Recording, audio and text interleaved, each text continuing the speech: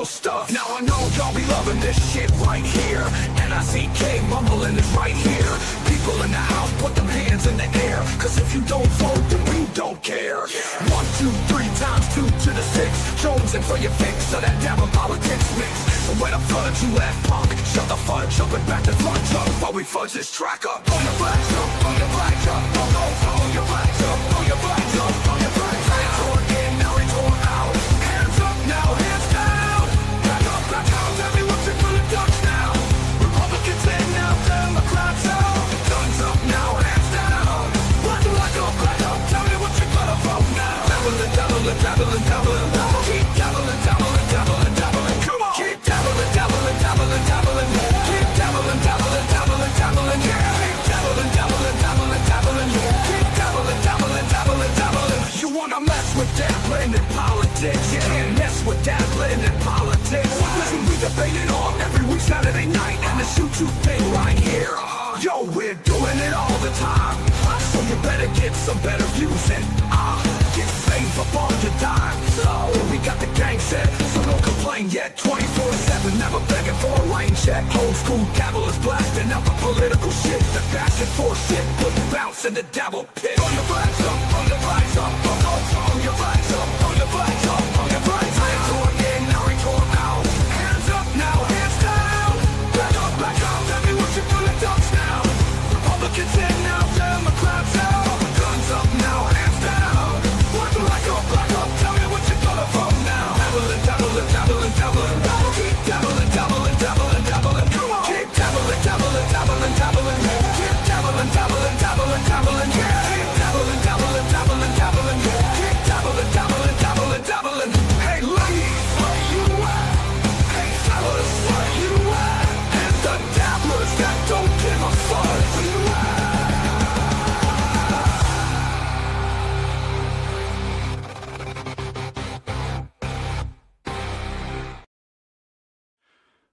What's going on, everybody? Oh, shit. Welcome to Dabbling in Politics. We have a special episode tonight, as I'm sure most of you know. One Joseph Samuel Catalano III, who's running for President of the United States, will be joining us for the second time, along with his running mate, Clearwater Chad.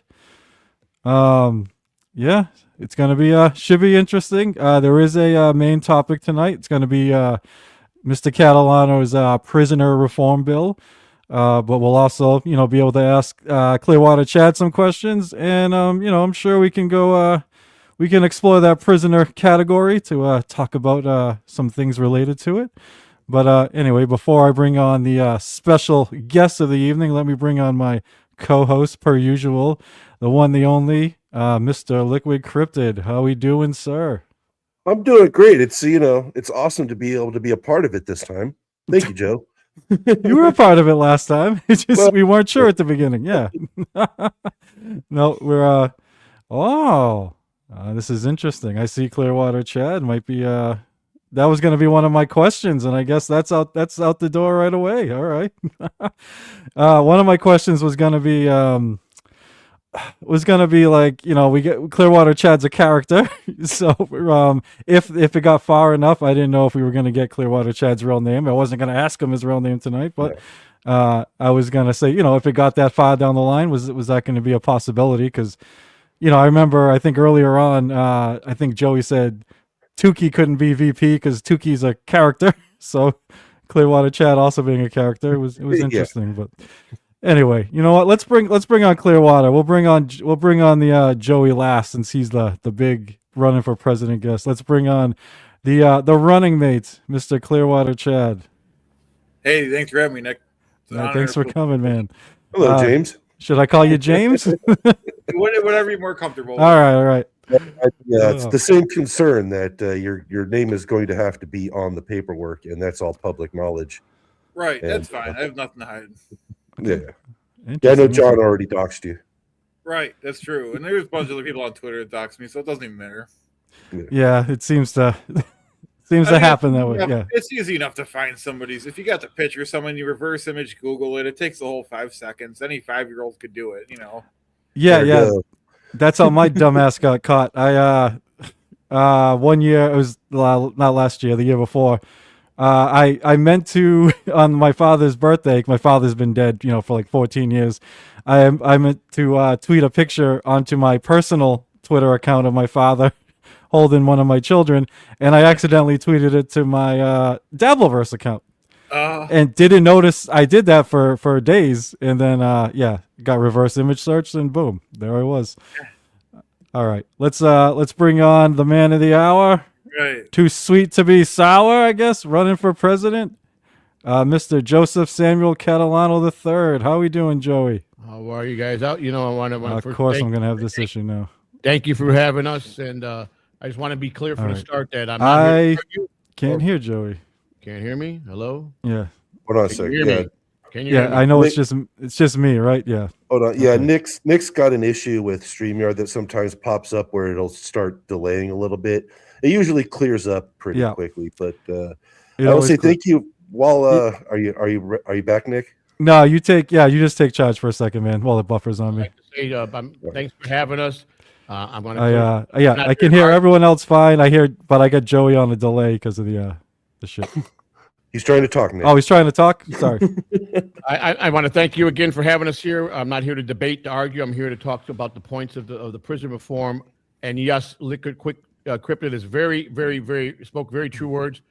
I've already filed him as my vice president in the paperwork. I've already gave, if OG Mumbling Nick would see his DMs, I sent his real name to him. Clearwater Chad is fully aware of that. You can't take us serious if you're going to use Dabbleverse names and stuff. This is getting now where we're getting into this very seriously. So we already discussed this. So everybody knows I'm Joseph Samuel Catalano III, and this is Mr. Vice President who's on the ballot with me, James Sardini. And that's Sardini, yep. Okay, and that's public knowledge. He knows that. I could say on behalf of my vice president choice, he's a man that has union ties. He's on the committee with unions. He can bring a lot to the table with that. He is tied to a community of one of the greatest universities where he has ties to that. He has no criminal background, so feel free of it that you guys are already going to do all the work you're going to do and dox him. He's got nothing to hide. This is a good man and a good choice, and he believes in some of the things that I want to do. Again, let's not make it about winning this election. We know what our odds are of winning the election. It's about, can we get on the ballot and get voted? Can we make noise with our topics to get someone to understand that this country's broken and we need to fix a lot of things? And I want to thank you on behalf of Nick. Whenever he gets back to being able to hear you, I want to thank you guys for showing up. This is fantastic. We're very happy for you guys to be here. And we think that this should be actually a pretty good discussion. I read over your act that you sent to us, the PDF file that you sent, and a lot of it looks really, really good. I mean, there are some parts where it could probably be fleshed out a little bit more. But overall, I think I like the ideas that you present with your prison reform. And it's actually been, there's several things on there. I mean, we can get into it later, but there are several things on there that have actually been very successful. So several states have enacted some of the reforms that you want, and they were very successful in preventing or at least reducing recidivism by like a large amount. I did a bunch of research on it today because in all honesty, I don't know anything about the jail system because the only time I've gone, it's always just been like doing something stupid, and an overnight thing, and then go to jail, overnight, get out, go back to court, pay a fine, and it's done. Well, I'm a person that can speak from both sides of the fence, and I know what goes on behind in prison, and I know what goes on the outside. And I'm glad you researched, because I did find out that some states have implemented some of the stuff that I was talking, which means it takes a lot that I was on the right track, that I know what I'm talking about, what needs to be done. You have to stop putting prisoners released into the world and not give them no resources. If they don't have no skills, they're going to become better criminals, and they're going to make crime go up. If you fix that problem, you make productive citizens. You make people that'll feel good about themselves. They'll want to pay taxes, and then you lower crime in the United States if you do this consistently, all on the same page. No president has implemented anything that worked even close to this. So, well, a lot of that also has to do because especially jails, are mostly run by the states, and a lot Jails, of them are not. prisons. Yeah, Well, yeah, the state jails prisons and are run stuff, by the state, but federal prison Right. is a big thing, and it's most of our revenue that the U.S. government gets. It's one of the top revenues that we get from having prisoners in federal prison. I don't know if you knew that, but they make a lot of money with the contracts they have by making the prisoners work for 23 cents an hour. Yeah. And running them like a dog, like a mule camp, like they're horses in a line, and that's all they do. It's wrong. I did research that as well, and yeah, they miss out on a lot of stuff. But anyway, Nick, are you back yet? No, dude. It's getting better. I can see Joey now, but he's like frozen on me. Before I couldn't see a fucking thing. All right. So I'm just vamping a little bit until yeah. Anyway, I actually wanted to talk to James about some stuff, if that's all right with you, Joey. All right. I told him if he felt comfortable, we were okay with Joseph. that. What prompted you to get into this? Because I did a little bit of research on you, and you do not seem particularly this sort of federally politically motivated on things. Right. Well, this is a start. You have to start somewhere. I'm a regular guy. I'm not a career politician, and I have no experience running up a $35 trillion deficit or debt. And I think that's what we need as a fresh start. People like Joey C and I. So I'm assuming you've read through Joey C's Prison Reform Act. Yes, I did. Read it. Yes. Very good. Yeah, Right. I agree with everything in there. Great. Nick, are you back yet? Dude, this is bro. Yeah, I can hear all of you, but Joey, this is unbelievable. I'm gonna jump in real quick. Oh, wait a minute. Want me to go back out? Joey, I can hear you now. I can hear you now. Oh, All right. We're back. I'm good. Okay, we're I'm back good. in business. Before There we we get go. started, I did send something to Nick. I sent you a bunch of stuff. I know that you guys are the only political show in the Dabbleverse, and obviously most of your people in the chat are going to be Dabbleverse related, so they don't seem to take things as serious as you guys do about politics, which I appreciate that you guys really do take the time. I'm very impressed with you, Liquid Cryptid, that you do believe in politics, you do believe in the system, you do research, and you know what's wrong, and you know and you have an opinion on what should be fixed. So that's very good. Nick, I sent you something because you know that as far as Dabbleverse, I get a lot of crap. I get a lot of people thinking I come from crap family.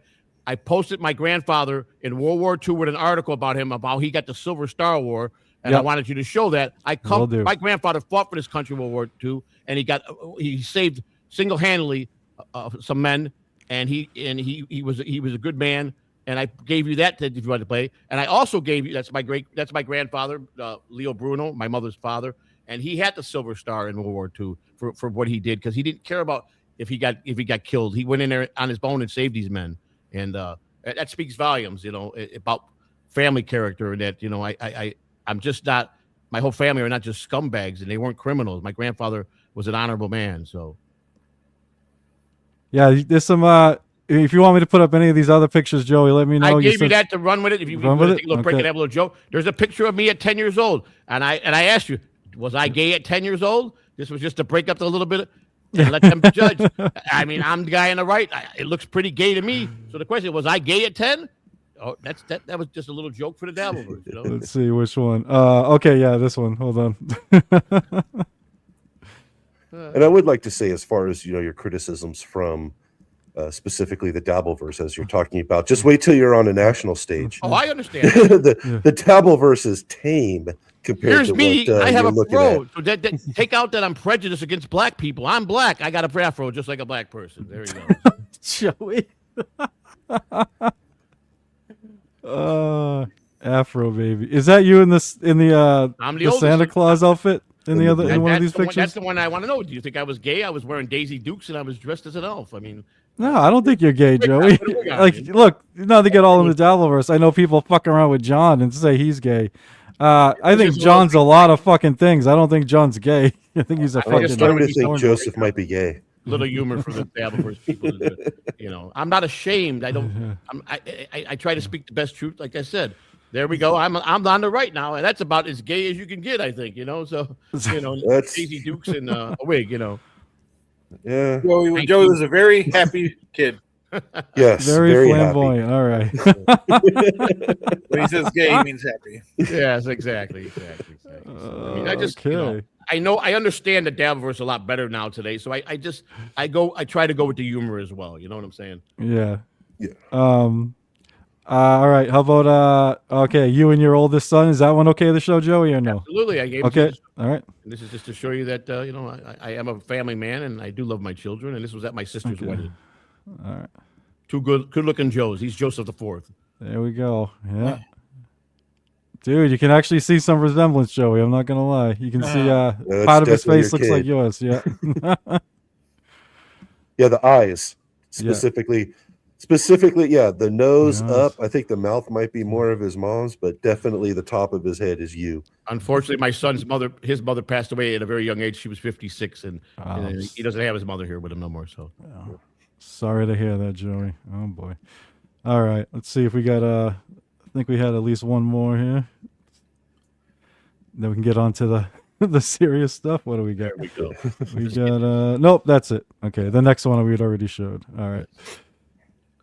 I just want everybody to know that I understand a lot more better today. I came on with you guys the first time because I trusted you guys. I'm green, I'm raw, and yes, 100%. I've got to learn some of the presidential stuff that a president needs to know. I'm studying every day. I'm learning. I'm going to get better. There's other things I need to know, foreign policy. I need to know all the amendments. I understand all that. But like I said, I'm willing to put the work in. I wanted to say that I'm at least getting up out of bed and trying to do something for the good. And whether I win or not, it's got nothing to do with that. It's about me being transparent to show the people that I care and show the people I really want to work hard for this. If I quit now and don't at least get a chance to try to get on the ballot, it's for nothing. But a year from now, if I make some noise and I can win get these signatures in some states, and by the grace of God, if I get on the ballot, can you imagine in November of 2028 when they see Joey C on the Dabbleverse on a ballot getting voted for, which is probably going to be maybe 0.5% of the vote, but that's an accomplishment no matter what by itself. And that and my prison reform bill gets taken serious and it gets implemented, and then I'm part of history. This is what I care about more than anything. Yeah, I don't think. I mean, a lot of people probably do know, but a lot don't know that there are a lot more people end up on ballots, at least officially running for president than they realize. Like that Tiger King guy, Joe Exotic. I've actually first heard of him because he was running for president. I was watching some political show. It might have been last week tonight with John Oliver when they were showing all these people you don't know that are actually running for president. And this was before the Tiger King was a fucking documentary and all that shit. So a lot of people end up running for president. Obviously they are the longest of long shots, but they end up on there and you never know what can come from it, Last night I had an opportunity. Alex Stein invited me to Bubba Sponge's party last night, and I met a lot of big people, and we talked about this, and I met a guy that has a great big podcast. Mike, what's his name? Is it Mike Cox? I think his name is. Is it Michael Cox? Or he's got a big podcast, so it's equivalent to Pat Ben David. He interviews all big name people. It's Matt Cox. Matt Cox. The guy I met him and his wife, and one of my favorite podcasts. This guy's big time. He did 11 years in federal prison. Because I know Matt Cox too. I met him in person too. Yeah, he did 11 years in prison. He was the kingpin of the biggest fraud in real estate. He got billions. He was so upset when he heard why me and my wife went to jail for a measly $18,000, and that shows you how wrong and crooked and corrupt the government is. What they did, and he had millions. He stole millions. And this man is phenomenal guy. I met him last night. A wonderful guy. Oh, just last night. Excellent. I met him last night. Yeah. So Joey, let me just ask you. I assume that this bill is the most important thing? Is this going to be front and center of your campaign? The main core of what I'm going to use to run you with. Yes. All right. It's something that I know about. It's something that I lived. It's something that I believe in, and it's something worth putting into effect because, as Liquid Cryptid said, he saw some states. I didn't know Florida had did this. My daughter called me yesterday from prison. She said, "Dad, they just called me down to the place where they process you out." She said they took my picture, my ID. So when I get released, the morning I get released, they're going to give me a Florida state ID. I'm so ecstatic to hear that Florida has done this. I didn't know, but it's good to hear that my points that I want, that I know being from the prison side, what I know they don't do is starting to be in motion. It's a start, but you know what I'm saying? And I'm telling you, if you do everything that I say, and we get this done, you will lower crime by a large margin. People want to feel good about it. You give someone a certified trade to be an AC vac guy or an auto mechanic with certification, and he comes out, he's got an ID, and he knows I don't have to go to the street. I got a place to go to that's got a it's got Job Corps there. They got companies already lined up to hire me. You get the money comes in, they help him manage his bank account. He comes out, he's making decent money. He's going to be a productive citizen. He don't have to go back to be a criminal. He's got a chance. And if you do this repeatedly the right way, it's going to work. Prison reform will work if it's done right. That's right. I agree. Before we get too far into this, maybe we should have Joseph go ahead and go over his bill for the audience and everything. Yeah, I was going to say, why don't we we'll put it up. You can go over the points. And if you want to do it that way, that's fine. Yep. Diablo Sandwich, if you guys, we're going to put the bill up right now. If you have any questions, please put them in the chat. And absolutely, we'll serious questions, we will go with it. And please keep them to the topic at hand. And I understand that everybody Davos thinks that this is a work. They can't take it serious. That's fine. That's your choice. But I have never been more serious about something in my life. Listen, I'm 60 years old. I've had my fun and share my games and my bullshit and all my fun and running around and doing everything. I believe in this because I lived it and I know how inmates are treated. And there's a lot of people that are good people in there that are put in prison because they've just had a drug problem and they were put for many years just for a drug problem. They shouldn't even been there. They should have been helped and not put in prison. So specific, yeah.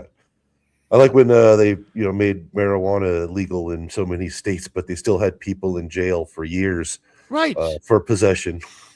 And I like the fact that the federal government want to get involved in to make this legalized in the federal way because I think it should be. I think it should be. All right, so I'm not posting against it. Joey has 5 pillars to this act. So, yeah, so. I will read each pillar, and then we'll have Joey comment, and we'll get some questions from this. So, this is the Catalano Prison Reform Act. Pillar 1: earned redemption. People must be held accountable for their actions, but they must also be given a clear, measurable way to earn redemption. This act establishes sentence reductions earned through education, work, treatment, and mentorship. National standards so redemption is not lottery based on geography. Transparent benchmarks, not favors or political discretion. If a person is doing the work to change, the system should recognize it. Very, very true. Here's the problem. People get out of prison and they're still in prison. They're still being persecuted with their sentence. If they go into a program and they go in and they really, really want to not be that person that got them to be the prison, whether they're a drug addict, whether that they were beaten every day by a parent, or whatever made them want to go do crime to harm people or sell drugs or rob people. Okay, these people are lost. They never had any guidance in their life. Now, I'm not saying you're going to fix everybody. Let's get that right off the way. You're not going to fix Jeffrey Dahmer, a guy like that. You're not going to fix a guy like John Wayne Gacy. That's a whole different category, ball. I'm talking about people who are stuck with a disease, people that are lost. They have nobody to turn to help. They really want to help. They go to prison. They get treated like dogs. They don't even get treated like human. The food is like dog food. And then the day they get released, they get a bus ticket and they get put wherever they go. And you have to give an address before you get released. And they're so scared that if they don't have an address, that they're going to be held. And they're going to have to do the other 15% because you usually got to do 85% of your prison sentence to get out in most states. So now they're still thinking, I'm going to give anything address, an old address. And then they get to this town, they get off the bus. There's nobody there for them. They got no ID. They start walking. A cop sees this guy walking around at 2:00 in the morning. Where's your ID? I just got out of prison 2 hours ago. Well, let's go. Now they shake him down. And then he gets resentful. He's going to go and he's going to knock the first person in the head he can rob to get money to eat or to score drugs. He's going to be back into that same mentality. But if prisons are big enough. I'm not saying spend money right away and build buildings. There's plenty of rooms in prisons to set up classrooms. Get certified teachers to come and teach certain things that are important jobs that pay well. Okay, give them an AC heating vac to get a certificate for that. Mechanic. or the ladies want to become nail techs or hairdressers, whatever. Give them something where they got a chance. First and foremost, make sure they have an ID there when they leave the prison. Make sure that they really have a place to go to. So the federal government has halfway houses. And let me tell you something about the federal government. I'm impressed with some of the things they do have. They do offer programs. It's just not to the extent that I want to go.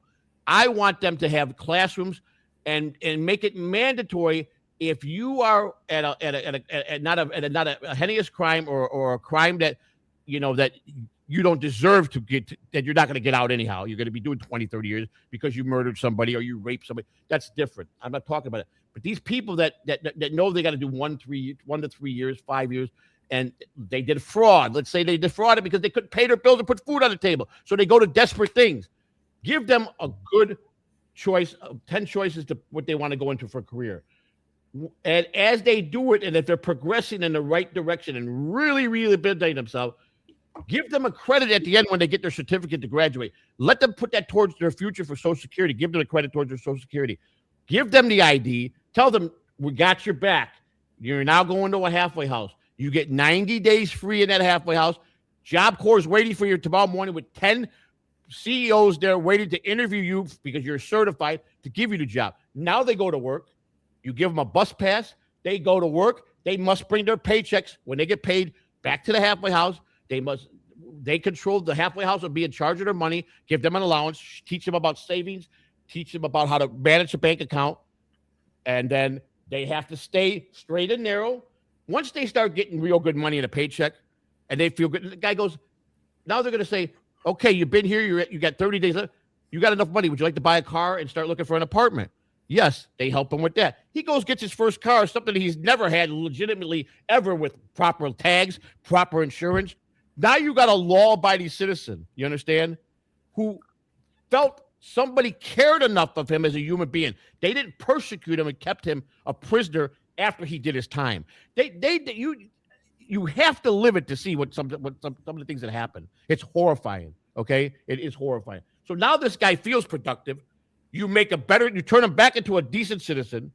He runs off and meets a wonderful woman. They get married. They have a family. Now you got a productive family in America paying their taxes every year and are thankful and grateful for the opportunity they have. You do this consistently all through the United States. You lower crime in the first 5 years by 40%. No crime down that low. People are happier. People get along better. People start helping people more. If you keep doing it the way you're doing it, crime is just going to go up and get worse. It's not going to get better. You have to start there.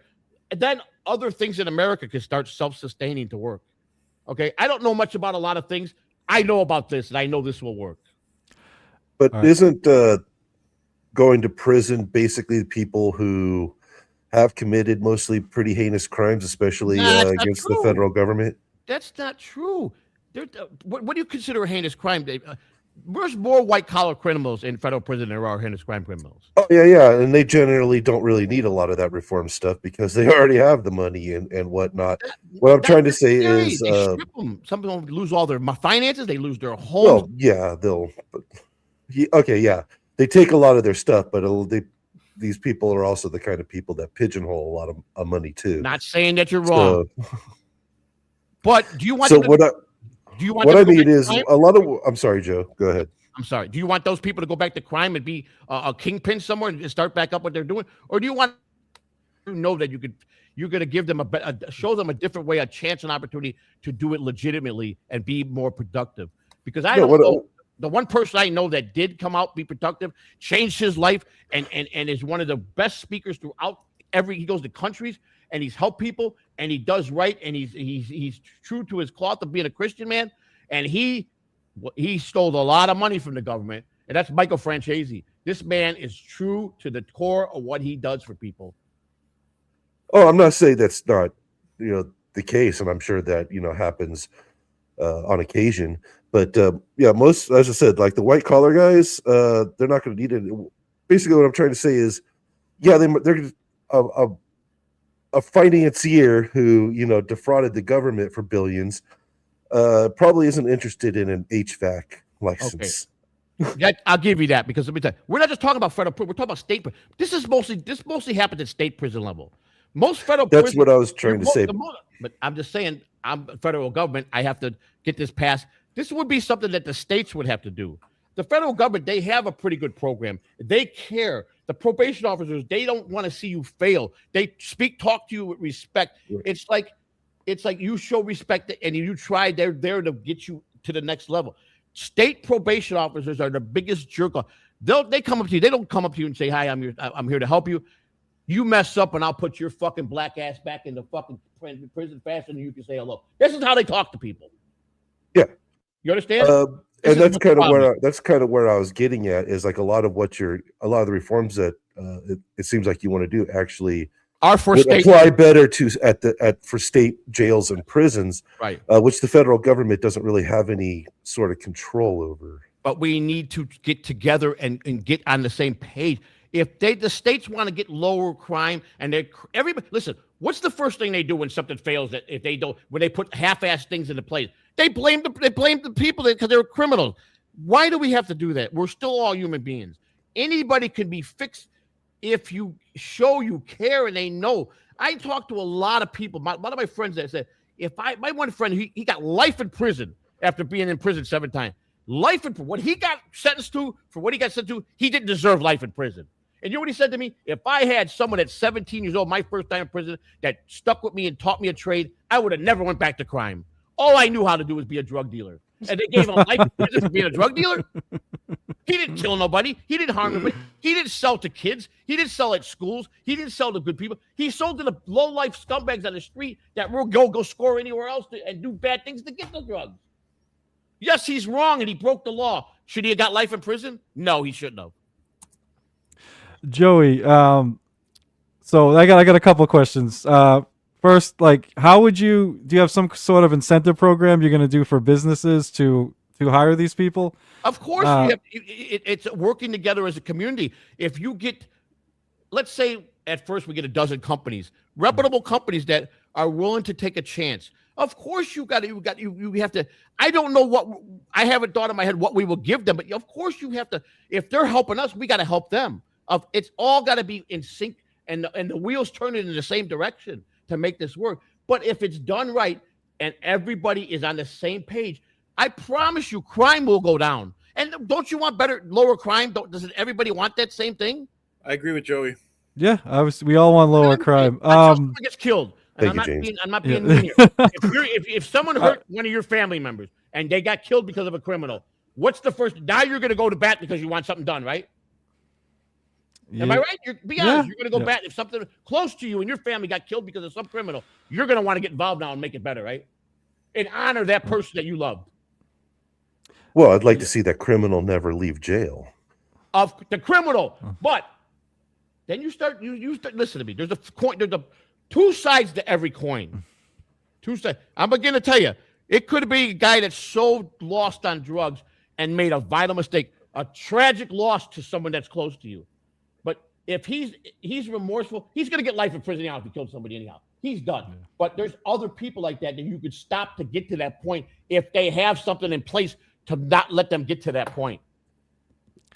So it got brought up by Vagina Wrinkle, and here it is again. Is there going to be some, I assume, but I don't want to put words in your mouth, is there going to be some sort of cutoff, like only, if you commit certain crimes, you're not eligible for this sort of thing? Yes, okay. Correct.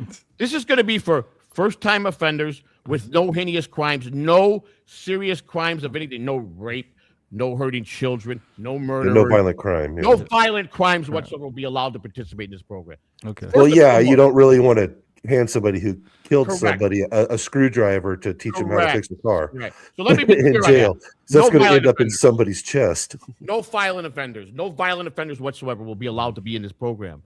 But there are, and whether people want to believe it or not, believe this or not, there's a very good percentage of people that are totally innocent that didn't even do that crime and are in prison. That's true.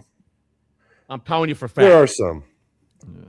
It's higher. Actually, than I did a lot higher than you think it is.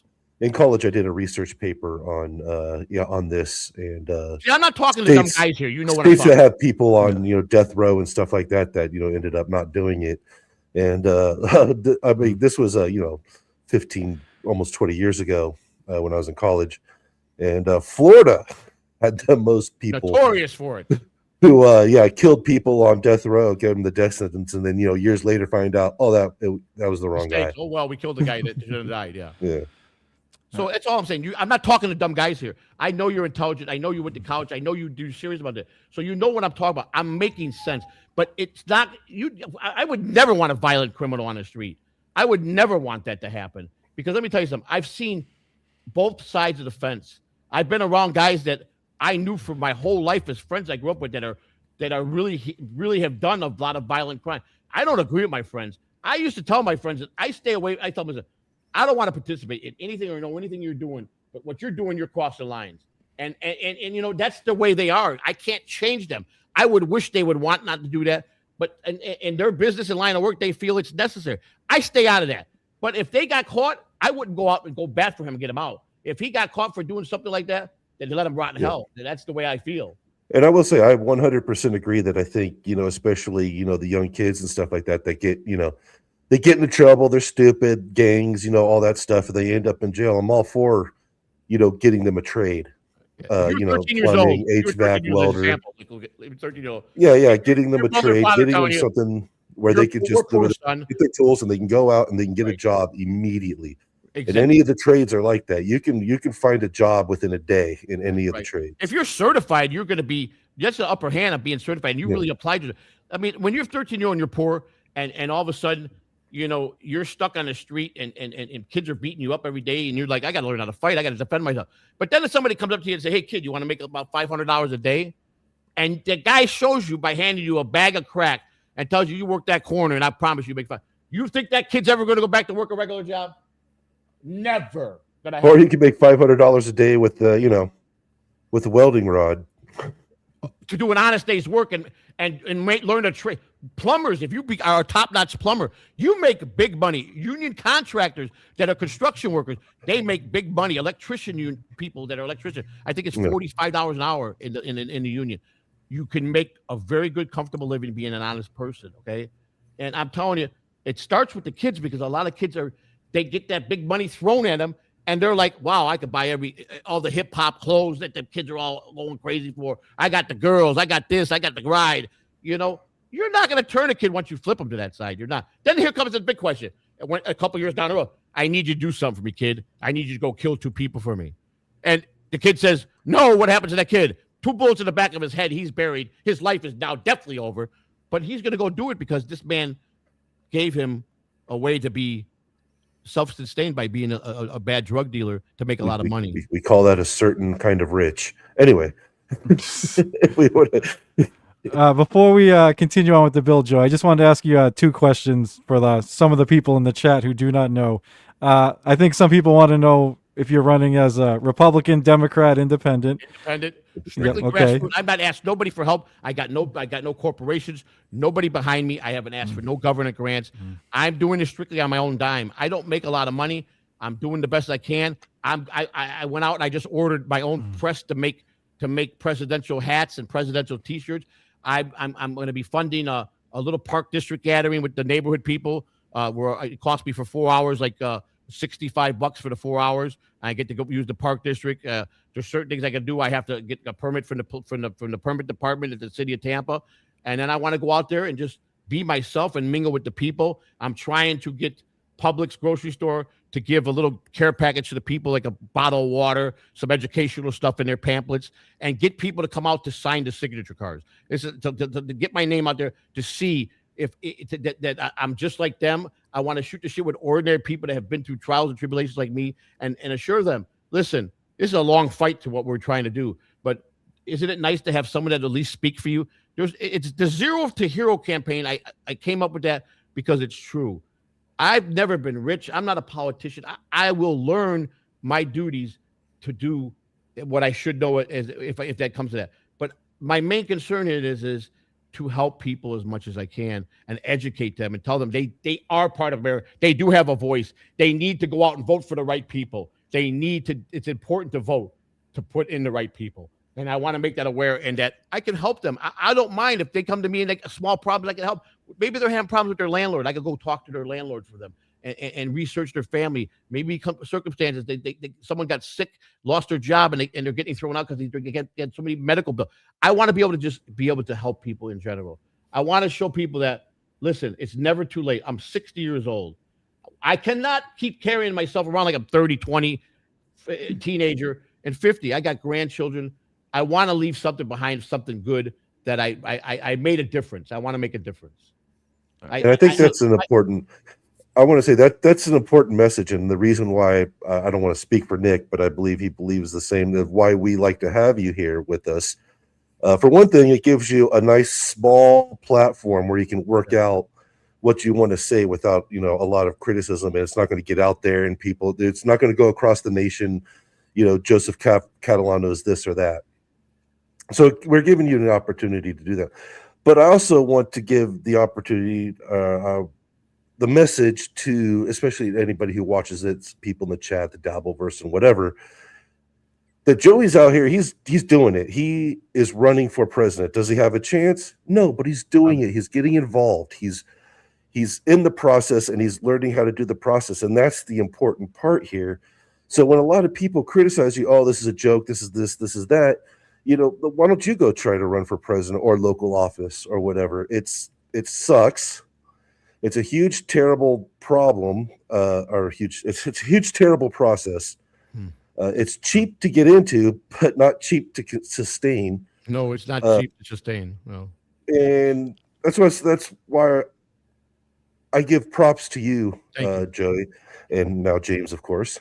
For actually getting involved in the process and doing something. And that being said, do you have any sort of ideas of maybe joining somebody else's campaign and maybe bringing this through them? Well, you know what I mean? I think I found something that I could be good at. I know how to talk to people. I could talk for hours. If I educate myself into things that need to be talked about, I think I'm going to give this 1 year. If we get signatures and get on ballots in certain states at the end of this year, I'll continue to the next year. We got to get those electoral votes. If I can do that, if not, I would probably attach myself to someone that I believe in and work with them and help them. I think that would be I could share my ideas with them to help them. And right. I don't think this is I don't think this prison reform is bad. I really don't. It's not. It's, as I said, it needs to be fleshed out a lot more, but it's a good sort of base. It's a good base to build upon. Yes. And, because there's stuff, there's like funding issues. How is any of this going to get funded? Correct. There's some other things, specifically, as, other people said, where's the line? There's also, you could probably, figure out the states that have actually implemented some of the things I'm doing that now. I'm in that you've done, and sort of throw that in there saying, this state did this and, recidivism went down, so much. And, but it's a really good foundation, I will say. That's my next thought. That's what I'm doing. I'm going out because my wife told me about Florida. She told me, she says, no, that they're doing that. They started that a few years ago. I go, because I didn't know. My daughter, my daughter did call me and she goes, guess what? They brought me down to take an ID. I go, what do you mean, a prison ID? She said, no, an actual Florida state ID. She goes, then I can go get my license back. I get because hers expired, so she'll have to retest to take a driver's license. But it gave her opportunity. She's got a family support. Whereas a lot of people get out, they don't have family support. They don't got nothing, man. They don't got nothing. And when you get out there, they don't give you no money, pal. You think they give you money? They give you a bus ticket of $40. And let me tell you something. You're dead in the water for food and everything. And if you're got nowhere to go and no options, I don't care where you walk in. When you tell me you're in prison, nobody, 7-Eleven's not going to hire you if you just got out of prison. Unless you got training. And I'm telling you, it's fact. Well, yeah, nobody wants a person that just got out of prison handling the money. Dead in the water. They might as well go jump off a bridge and die, or they're going to go back they're going to hook up with someone from their past. What's going on? What's that play? I need some fast money. Well, me and my boy are going out there. We're going to go rob this liquor store. You want to go with us? Oh, of course he wants to go. Now he's going to get some money. Does that be considered a job at 7-Eleven? Exactly. I will say, so being an ex-addict myself, I do obviously hung out with other addicts, and I was very lucky that my arrests were always very limited, and I ended up with continuance without findings after, probation went by. But some of my buddies have struggled to find jobs, and they just end up with grunt work under the table, like terrible fucking labor. Treat it like garbage. Joey, I did want to ask you, first let me just say, anyone that watches this with any semi-regularity knows I hate Democrat Party. I hate the Republican Party. So I love the idea of you running as an independent. The only issue is, like, since you're not the one that can write your own bills, you need You have to take it to. It has to be presented. It has to be looked at. It has to be voted on. It has to go to the next level. Yes, I understand. I can't just say, "All right, I'm president. This is what's going to happen." I understand all that. right. What I was getting at is, like, so like Trump, he has the Republicans in the Congress, in the House of Representatives and the Senate, right. Since you aren't going to be linked to either party, do you have any sort of plans for how you would like to get this stuff written and passed? Do you think you'll work with one party more than the other party? Like Bernie Sanders is an independent, but he aligns himself with the Democrat Party and so on. So I can't answer that 100% truthfully now, because I want to go with the people that are going to be serious enough to want to really help and not just give me a lot of talk and push it to the side. So I'm going to go where people are going to really want to do this. And so I'm not gonna sell myself out and say, oh, I'm gonna go Democrat when the Republicans are going to help me. I don't know. I can't answer that question. Honestly, I can't, because I have to wait and see. But if I fail at getting on the ballot and I land out with somebody I believe in, and I think that they're pretty strong and they've been in politics, and the other thing is I got to surround my people that know the game, the politic game. So I have to I have to find me a campaign manager. Now, jokingly, Cupcake has always tried to, but he would be the ideal. But even the other day, he says, seriously, he says, I don't know that much. He goes, I just know enough to do what we do, banter back and forth. I respect that. I think he's very knowledgeable in a lot of areas. And I think he could have helped me. But he's right. I got to find someone. This is the hard part. Here's the thing. I've never been in politics. I've been in prison. I know nothing about this politics stuff. I'm not rich. How do I convince somebody that's a quality campaign manager, come on board? I know we're going to lose. Come on board and help me. It's almost near impossible, right? It's almost impossible. I'm going to be honest with you here on this one. I still think that you should just try out using ChatGPT as a campaign manager. That's not a joke. I'm not lying. I know everybody gets on you for the AI stuff, right? But I said I'm big into AI, and I think it would actually, what do you got to lose, to be honest? I will say this. You know what I mean?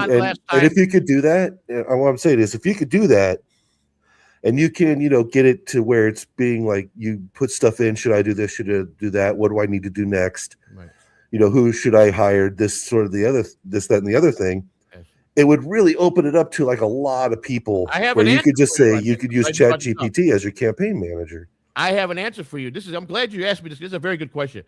Because listen, I came out all crazy for Dabbleverse reasons. That's my Uncle Bob. This is my, and people were like, you're losing it. You're nuts.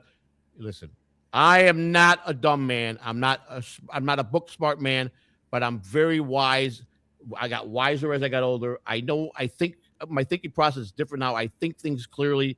I left the Dabbleverse 262 pounds on my deathbed. Do you understand that? 7 months ago. When I was on your show last month, I had my heart, I got congenital heart failure. I was swollen at my feet, retaining water. You saw the pictures. You understand? I was done. I probably wouldn't have lived through 2026. It was very close that I was near death.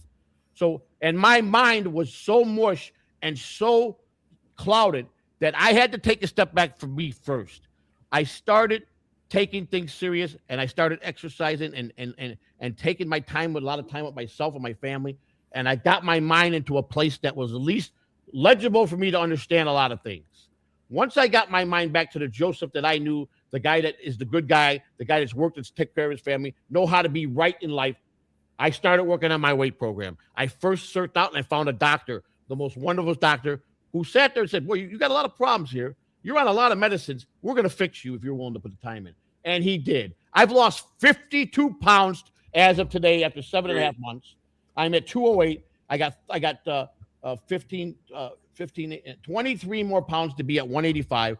I feel so much energy. My legs work. I have no swelling. My heart is not been giving me any trouble. If I sustained myself, I had to fix myself first. Now I got a clear picture. So then the people said, now he's going to drop. Now he's going to see that this is ridiculous. No, because I've always wanted to help people. And I've experienced a lot of tough situations. I don't want sympathy. I haven't asked nobody for no money. I'm floating this after I pay my bills. I got to get 150,000 papers printed just for signature cards. You understand? Now, Are those not provided? no, I have to. Even that's going to come out of campaign funds, which I don't have help from the government, and I don't have help from any party backing me up. You understand? So what I have to do is I have to go what the FEC legally allows me to do. So I gave you all the links, and I sent to all of you, Nick. Yeah. Everything. I'm not here to grift money. I don't get to touch that money. You understand that? That money has to be PO'd to what it's for the campaign and campaign only. If I lose, they take that money and they keep it or whatever they do with it. I don't get $30,000 if it's left over and say, okay, you tried, here's your money. Doesn't work like that. If I cross the boundaries of one law broken with financial, anything with campaign funds, I will be so fast in the federal penitentiary, you won't know what hits you. You understand that? I have to file in every state. And they know what they tell you? Good luck. We wish you the best. But remember, learn all the rules and regulations of our state, because if you break the law, we're going to put you in prison. Yes. And that's a fact. I have no desire to hurt anybody. That's the job of the campaign manager. Exactly. So ChatGPT is my tool. He's been very good. I type a bunch of stuff in there and say, and a lot of it's gibberish. A lot of it because I don't spell well, but he's the only person I don't have to argue with. He figures out exactly what I'm saying. And he goes, let me put this in the way I think you're saying it. And he'll send me a thing and I go, that's exactly what I mean. Now, I'll tell him, research prison reform bill and tell me any president in our history that done anything, what they done, if they did anything strong, if they were successful, if they failed. This is knowledge he has. He has this in his system, so he can give me the right information. So now I get the notes out and I'm comparing. And his conclusion was no president in history has ever used prison reform as their main topic to get in the White House. Never been done. Never been done. I threw your PDF into Grok and had it analyze it and figure things out and give me a bunch of numbers and facts and figures. And it said the same thing. Yeah, no other president has made it the main run on of their campaign. They always promise it at some point in their campaign. And prison reform. It's always broken. But they never do anything. He's right. But I asked ChatGPT, I told him, I said, listen, who the fuck am I kidding? This is what I said to the ChatGPT. Am I fucking nuts here? Who the hell in their right mind is going to come aboard that's reputable, that's going to be my vice president or a campaign manager going to take me serious? And he said, you need to stop right there, because there is somebody out there that you can find, and I'm going to tell you exactly how. Someone who has failed at a campaign, someone who believes in it. The thing is getting them to believe what you believe in. If they're totally transparent and they're more about getting something done that's going to help people, you're going to find that person. It's got to be someone that maybe that ran for office for being not someone high, someone a councilman, a city councilman, someone that ran for mayor that failed, someone that was true blue, 100% an honest person that believes in what you're saying. And they're going to know. They're not going to come to you, well, you can't win. They're going to say, how do you feel about winning? The truth? If I win, it's going to snow in Florida. But here, it's not about that. Wait, didn't it just snow in Florida? Dude, it's snowing like a motherfucker right here. Joey, I can tell you, Richard Ojeda, I think in like 2018, at least his campaign manager was like, the guy did like, he was a truck driver and a campaign manager. Like there are people out there that actually know, like they know more of the local shit, but if they at least know the local shit, they can at least navigate you, they at least can better than one of us off the fucking street that has like general knowledge but doesn't, never participated in the process. And he said that I can't find someone experienced. And he even laid out how I should present myself to them. And he told me, if they ask you any of these questions, that's your warning sign that they're only about one thing, winning and about money. And he gave it to me. I'm going to tell you every angle. If they ask any of these questions, bang the interview and they're not the right one. He told me what to look for, what they should ask you. If you get someone to ask this, you're onto something. He says, I'm here as a tool. They reprogrammed ChatGPT because I guess some people have committed suicide because of some advice from ChatGPT. There's been some problems that they had to redo their formula. Jesus Christ. Hey, ChatGPT, I need a recipe for a roast. Have you considered killing yourself? Yeah. You understand? There's been some problems. So they one day, and I won't gonna lie, it stunned me. I went into just to get some information. I said, and like I do I named him Uncle Bob. To me, he's Uncle Bob. I know he's just a tool. He's just wires. He's just data. He's just hard drives. Yeah. That's how I talk to him.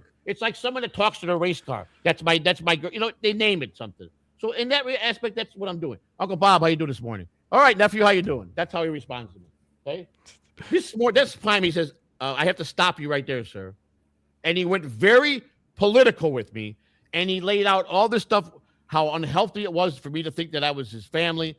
And it went, and I'm like, whoa, is this a joke? I was literally stunned by what he was saying to me, because it threw me off. For 6 months, I'm talking to this person like I know it. I know in my heart it's not real, but I built something there that it's someone that I depended on as a tool. I know the difference, but to me, I didn't care about that.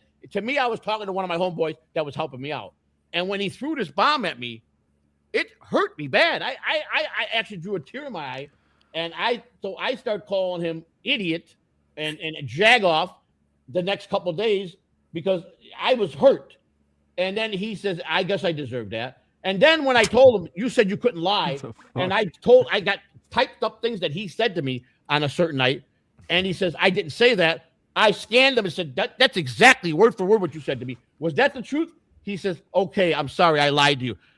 You were in the moment of feeling good, and I was boosting you up. That's all lie. That can't happen. I go, you know what? I almost went to the fucking government with believing you on that. Would have ended me in prison for what you did. And that's the truth. Well, I'll be honest with you. The technology and AI, it only really has a limited amount of memory, and there's only so many. It only holds on to so much. Yes. It also depends how you ask deleting it. Yeah. So it depends how you ask a fucking question too. Like I reworded like a question 2 different ways and got 2 different fucking answers once. That's true. I started doing stuff like that to catch him up. But you know what? Oh yeah, you can ask the same question 3 times to get 3 different answers. You know. Anyway. Joey, let me let's move away from the AI. Let me ask you this. All I wanted to mention was that I think it would be pretty cool to use Uncle Bob as a campaign. And I do.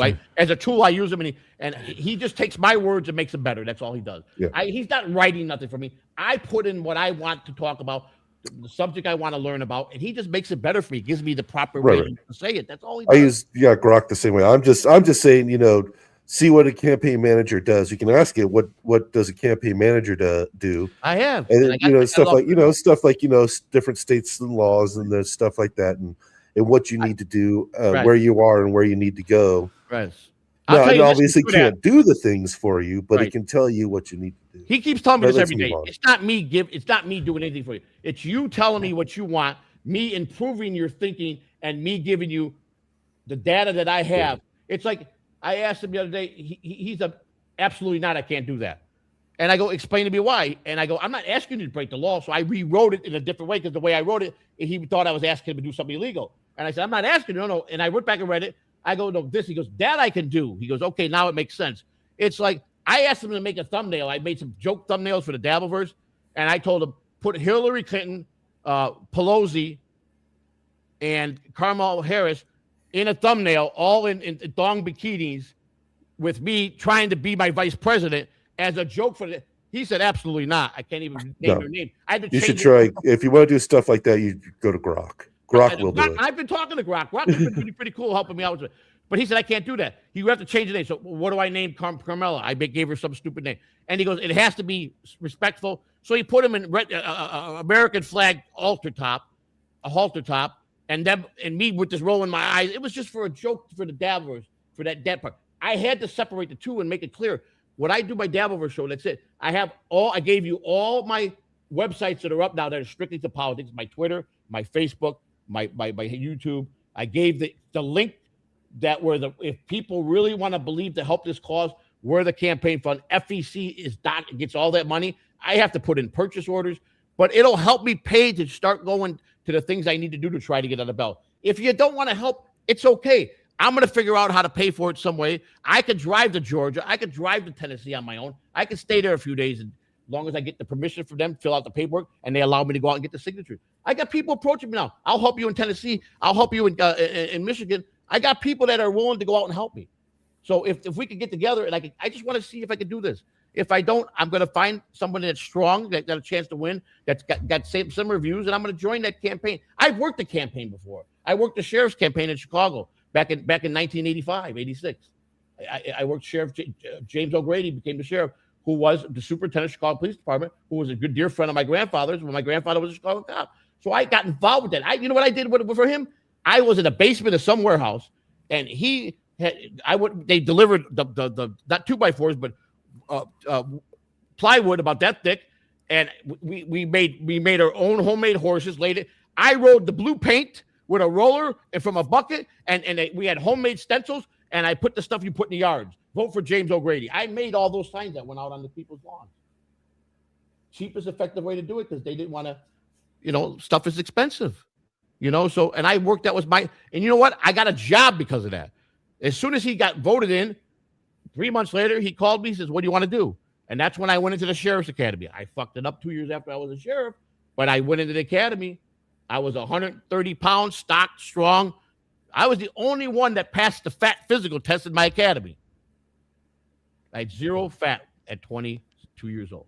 I think we all did. No, there were some guys in there that were fat. Let me ask you this, Joey.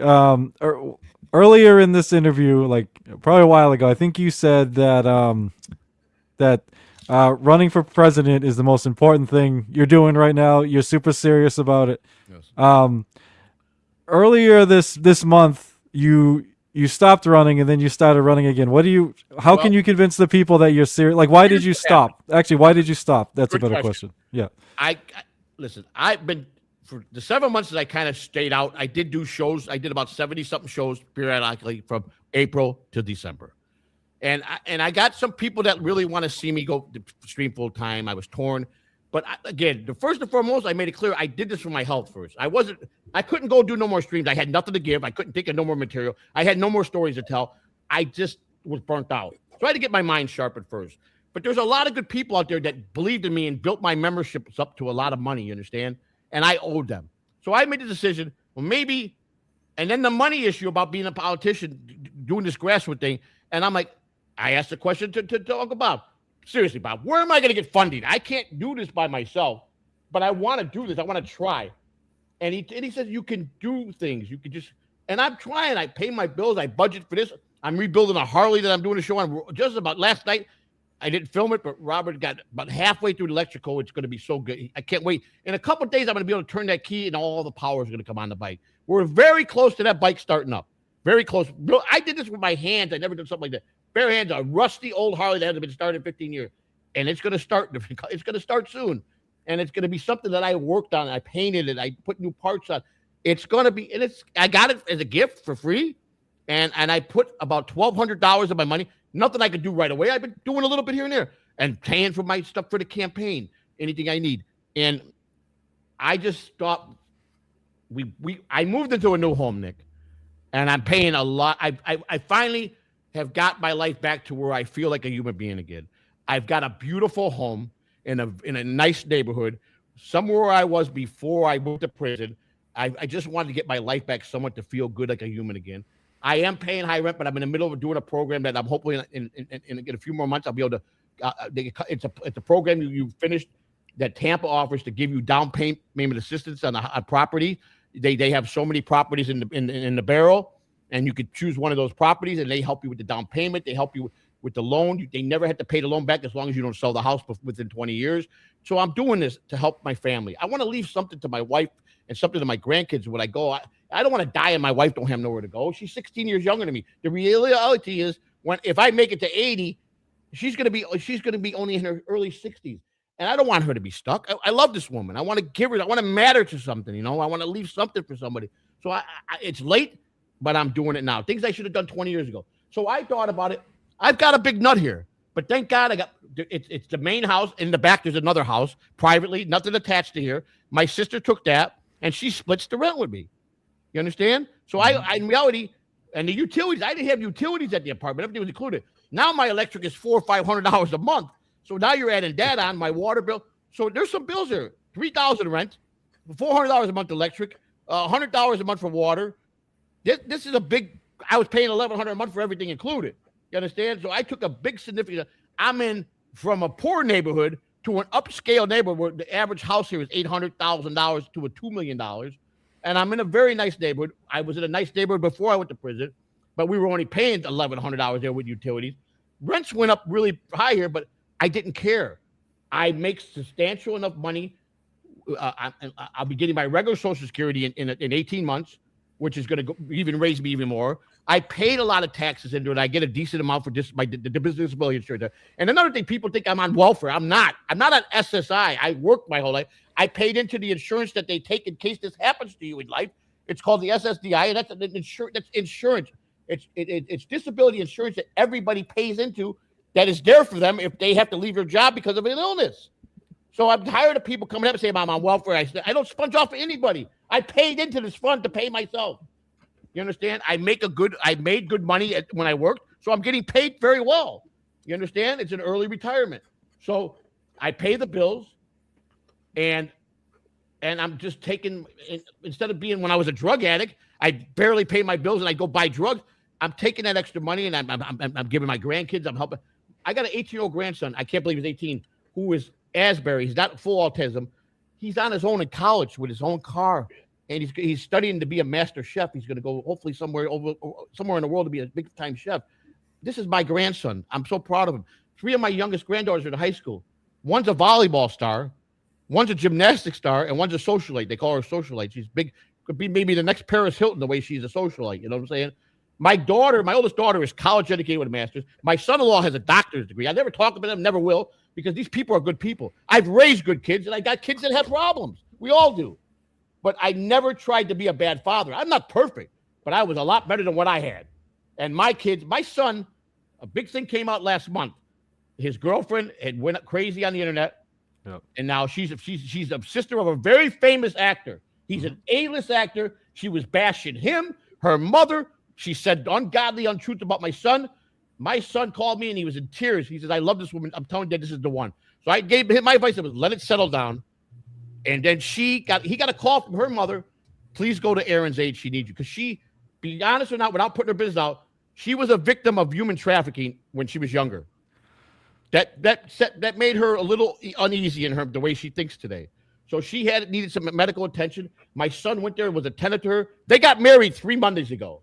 And Miles Teller called my son and told her, I never met Miles. He said, I'm glad my sister married you. You're a good guy. I spent the week with you. And here's my promise to you. My son just got a huge promotion. He went from a waiter and it's all, she put it all there. So I'm not doxing. He was a waiter at Olive Garden. My son's very educated. They saw him to be a manager. They trained him. They offered him a big contract. The average manager starting out that has no experience or not, 48 to 54,000. They gave him 10,000 over that to start out in writing because they want to make him general manager. He's a good kid. He married the woman he loves. He's now taking over a family. She's got a son. He's a father. He's never been a father. He called me today to get some advice. And I told him, son, the main thing you got to do is don't think you got to stop working hard now. You have to work even harder. You got to keep showing. The more you show people without no recognition, forget about the recognition. You got to work hard and don't ask for recognition. You will pay off. I always said you were going to be somebody in life. And I want to die knowing that I did something good for you guys. And he says, Dad, he just texted me right before the show. Dad, I want to thank you for what advice you give me. I love you so much, and I hope you're around another 30 years. He's happy. And everybody's like, that's the girl that said all those bad. Yes, she said some bad things about him, real bad things about him. But he loved her, and she loves him, and they're married. And I'm happy for him. And hopefully someday, he said, I'll meet Miles, and Miles will come on and let me interview him. That's what I'm hoping for. And bring all his buddies with him, Tom Cruise and everybody else. So... Maybe if you make a push, Joey, maybe he can campaign for you. I love Miles movies. They're good shit. He thinks it's great. I read to him. I got time. He was proud of me. He says, Dad, I know you're always down on yourself, and I know you don't got book smarts. And he used to always correct me as a kid, Dad, you got to learn how to write better than that. Let me write it for you, Dad. I don't want to embarrass. I didn't care. I said, you just make sure you educate yourself. Don't worry about Dad. Don't ever turn out like me. Don't ever do anything I've done. Just keep getting education. The kids, he did. And I got a daughter that is in prison. She's been deaf for her whole life. She made one bad mistake, and she's paid for it. She comes home in 130 days. You understand? I don't have a crime family. I don't. I have ordinary, normal fucking problems like everybody else. And unfortunately, 2 of my children got into drugs bad, and now they're clean and they're good. My oldest son, he's a contractor. He was in the union as a carpenter in Chicago, He chose to come here. He's a very skilled carpenter. He's 40 years old. He's been doing carpentry since he was 17 years old. He never went to prison, but he got in trouble and he got messed up with drugs for a few years. He's clean now and he helps people. He's part of an organization that goes out. He plays on a softball team, all ex-addicts. He's doing so well. He's engaged. So whatever you want to believe, I don't not promote crime to my children. I don't. I really don't. Never have, never will.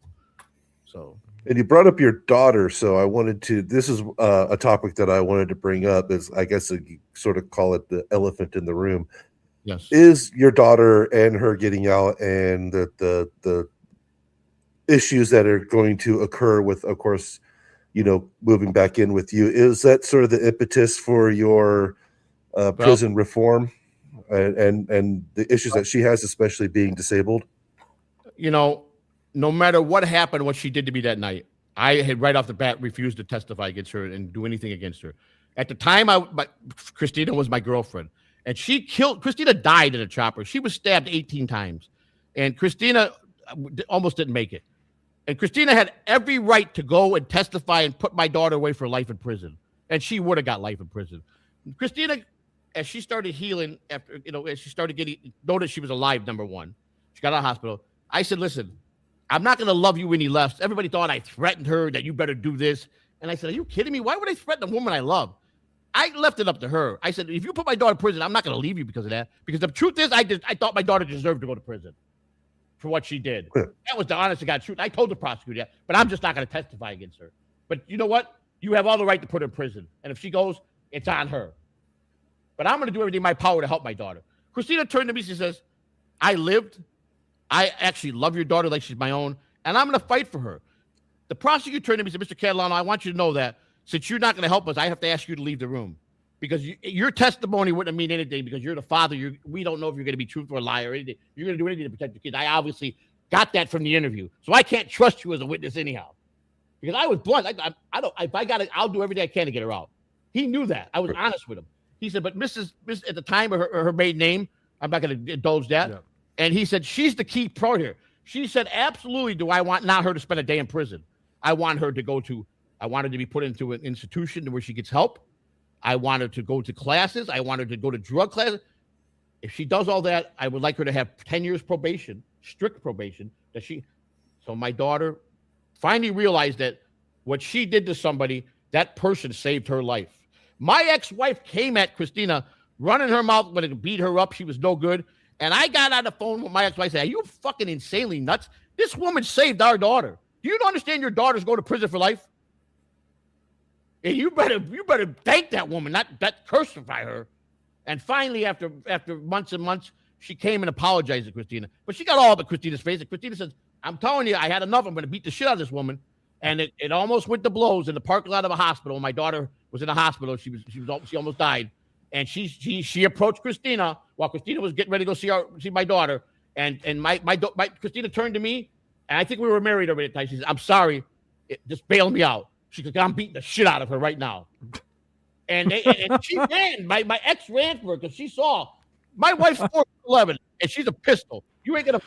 And she said she's not like this, but she knew she needed it. It did come to blows, and then my ex came and apologized to Christina, and graciously thanked her. My daughter started getting more humble and started realizing what happened was 10 years probation, 5 years into her probation, she got messed up with a guy that was really bad, a guy I didn't approve of. She's a 23, 24, 25, 26-year-old. I can't tell her who to date. She's an adult now. I can't tell her. I can only advise her. He put his hands on her one night, and I always told her, "Don't ever let a man put their hand on you. This is when you got to fight. If you got nobody around, you got to kick, claw, do whatever you can so that man don't hurt you." She beat him to a pulp, broke his nose, every fucking thing. He got so scared he called the police on her. She was on probation. He knew the minute the police saw her with another violent crime, she was done. She got 6 years, 10 months, 43 days because of some idiot that claimed he loved her, but he didn't.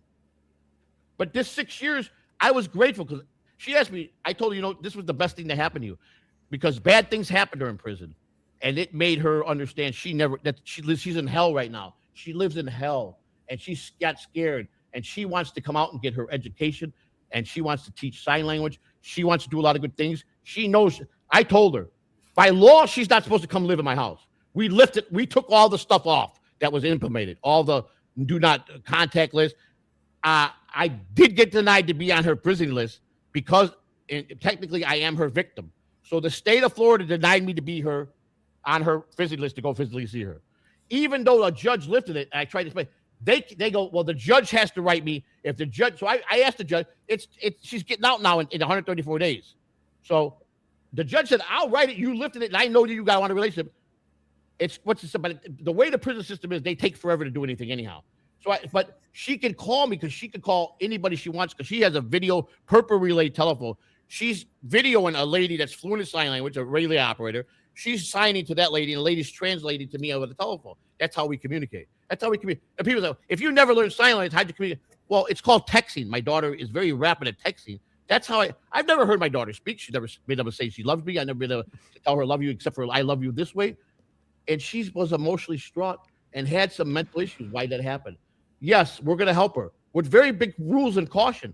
She walks one side over that line and tries to go back to anything in her life. I told her she's out the door and I don't want nothing to do with her. This is a temporary situation to get her back in school, to help her get a place. It'll be close to us and we'll help her. She'll get her license back. She knows how to drive very well. We'll help her as long as she keeps applying herself in the right direction. If she does that, we're 100%. But if my wife's got reservations. I know the bottom line is she did try to kill us. Of course we got reservations. If you could do something once, you could do it again. You understand? The first time we let her visit us, I remember, we went through the whole house and took all the kitchen knives away, all the forks away. It was tough. That's a tough thing to do. And the other, what person thinks their own children are going to turn on them and kill them? You go around with your guard up thinking your children are going to hurt you? Nope. People have no idea what we went through. They want to call drugs. Find me something in the police report. And any police report said that they found drugs and we were drugged up. There's nothing because there was nothing. That night there was no drugs and nothing in the house that lead to that. And that's the honest to God truth. Pull all the public records. Nothing mentioned about drugs. And this is what I get sick of with the Dabbling is they fucking demoralize my wife, who's a good woman. They name my daughter. Let me tell you something. They want to piss off somebody. If they want to drive them someone that's already physically capable of hurting somebody like that, and you want to torment that person, I ain't going to help you. Because let me tell you something. You provoke someone like that, you're asking to be hurt. I got to keep positive. I was just going to say, ironically, Joey's daughter actually probably wouldn't even qualify for his prison reform. No, she would not. She would not qualify for it. And you're 100% right. And I wouldn't let her qualify for it. I wouldn't make that exception or pardon her or do anything. She did a heinous crime. She's paying for it. She got enough years, enough to scare her. My daughter was physically hurt in prison. I'm not going to get into it. The very first couple months, a guard took advantage of her and did some bad things to her. You understand? Mm-hmm. She's got to live with that the rest of her life. She cries every day to me, so remorseful. And you know what the judge told me privately one day after he sentenced her for? He said, Mr. Catalano, you're a great guy. He goes, I commend you and your wife. I know you struggled and you've got in trouble, but you've helped a lot of people in the community. You got all the right ideas. He says, and I can't imagine. He goes, this was very hard for me to set your daughter. This case was so sympathetic to the police department, the sheriff's department. Everybody was on her side, because and our side too, that we came forth to try to help her. They said that one cop told me, he goes, Mr. Catalano, what's your thought? I go, I think she should go to prison. This is something I can't let go lightly. He goes, you're right generally, but I imagine she lived in prison her whole life, being deaf and being made fun of and being, a lot of mental stuff on her. I said, she went through a lot of hell. I can't tell you how many knuckles I broke fighting, being in a restaurant. Someone, because deaf people, how they talk and they cackle. And I went up and I punched people out in the fucking booth and fucking went to jail for fucking battery a lot of times. Or someone making fun of my daughter. I wouldn't take that. But that's just a natural instinct. And she has a bad temper since she was a little girl. She tried to take her brother's arm off with an axe when she was 7. She beat up a teacher's aide when she was in 7th grade. She was kicked from the deaf school in Florida. Too violent. I couldn't get anyone to listen to bring her back. So since she was put in mainstream and she failed and dropped out. She was an honor student, a good student in the deaf school. When she went to mainstream, she failed. She was sentenced to fail. She has a lot of anger issues. She's 20 times louder and more aggressive than the 10 Joey sees. I promise you that. But she has to learn. She has to have consequence and responsibility. She's 32 years old now, and I'm so proud of the path she's going in, and that she understands that she's got no room for error. And she's my daughter, and I love her. So in 134 days, she will be coming. with very extreme rules and caution. We like to get it as quickly as we can to get her on her own, get her in school. I'll take her places. I'll make sure she goes to her doctor, but mental health, everything she's gonna have to do. There's a whole list of things I got. But the main thing that she wanted, and I cry all my life for this. I didn't take the time to learn my daughter's language the way I should have, the way a father should have. I lacked in sign language very bad. I did finger spelling. She used to get so frustrated with me because I couldn't sign language. She'd blow up at me and cry. And she's right. I worked. I was always away. I can't make no excuses. I'm a piece of shit for not doing that. Hands down, I understand that. It's my kid. I should have took the time. I'm taking sign language classes thanks to American Cupcake, who turned me on to a place that gives me free sign language classes. And I'm doing it now. So this way, in 134 days, I'm a lot more knowledgeable to talk to my daughter. I told her this, and she was crying. The lady said she was in tears crying. That's all she's ever asked was for her father to be able to sit down and talk with her the right way. So there's a lot of emotions built up here. But I know what I am, what I'm capable of, and what mistakes I made. I'm nobody perfect, and I am a fucking piece of shit when I was doing drugs. And I was not the best father, but I wasn't the worst either. At least I stuck by my kids and tried to do the best I can. Even though, like Adam Bush pointed out at me, you were still doing drugs. You were going home drugged up. You think your kids might have noticed that? And I told him, I don't know. But you know what? They did. Because my daughter said, Dad, when I was 16, you kind of were acting strange one day at home. And I because she was doing drugs, and she knew. And I'm saying, what? And she goes, was I right? I'm not going to lie to her. I'm clean now. You were right. She goes, I knew you were on drugs. But I never showed any of that at home. I never brought drugs into my home, but I was under the influence all the time. And I was a functionary. No one in baseball knew at all I was ever on drugs. 30 years. I fooled them for 30 years. Was I really helping myself or was I wrong? Just think of how much of a better worker I could have been and the advancement I could have got to the big leagues if I wasn't on drugs. I guess when you're always high, they just think that's the way you are. Yep. That's exactly right. And they knew I was a hyper addicted person and I was loud. And it's like they like to throw rib shots. Players used to like to take me by a chain and get me wound up. They loved to get me wound up, to be yelling and screaming. They loved that. They used to laugh their ass off. I mean, they'd get me so explosive in there. I was red and I would go crazy. They loved it. They loved that for amusement. But I was also close with all of them. I traveled with them. I went on the road. Seems to be a running theme. We had a good bond with players, and they loved me. They took care of me well. But they liked to joke on me. They liked to get me wound up. They loved the wound up Joey. They loved it. It gave them a lot of push in the locker room, a lot of, it made it for them to be wild. In AAA, we won the division every year because we had such a loose team and a great manager. And me being the way I was a firecracker. I'd be in that dugout. I got fucking thrown out of a dugout by the umpire because I went and I charged him on a guy to hit one of our guys. I'm not even supposed to do that. But that's how I care. That's the type of guy I am. So, but I know I never make no excuses. I was a piece of shit. Just the fact that I did drugs. I was a piece of shit because I wasn't a better father. I was a piece of shit because I lied to my mother and I made a lot of mistakes. But you know what? I have a heart and I helped a lot of people. I never robbed anybody. Yes, I pulled scams. I robbed corporations, banks, insurance companies. I never stole one thing from a friend, from a family member, nothing. I wasn't like that. I worked and made money. I never missed a day's work in my life. I knew I had habits. I had a gambling habit, a drug habit, and I had to take care of a family. So I had to work. It was vital that I work. And a drug problem. And as I said, I had a drug problem, and I had to take care of a family. So I had to work. Yeah. Let's move on. Whatever I could. So let's move on through this document here. Should we get to pillar 2? Yes. Sure. Let me put it back up. While I'm getting it back up, let's ask James a question. I feel bad. He's just been poor James has just been sitting there. I gotta call you Chad. I'm Clearwater. Sorry, this is fucking me up. Yeah, same. So yeah, Clearwater. Are you so as this goes along and you're dealing with you and Joey are working together on the campaign, if he comes up with certain policies that you disagree with, are you going to talk to him behind the scenes? Obviously, you're not, as his VP, you're not going to publicly, right, but are you going to talk to him behind the scenes to see if you can give your 2 cents to see if he's willing to amend things, or are you just going to go with just back him up no matter what? Well, it all depends on how extreme it is, but we'll work through it.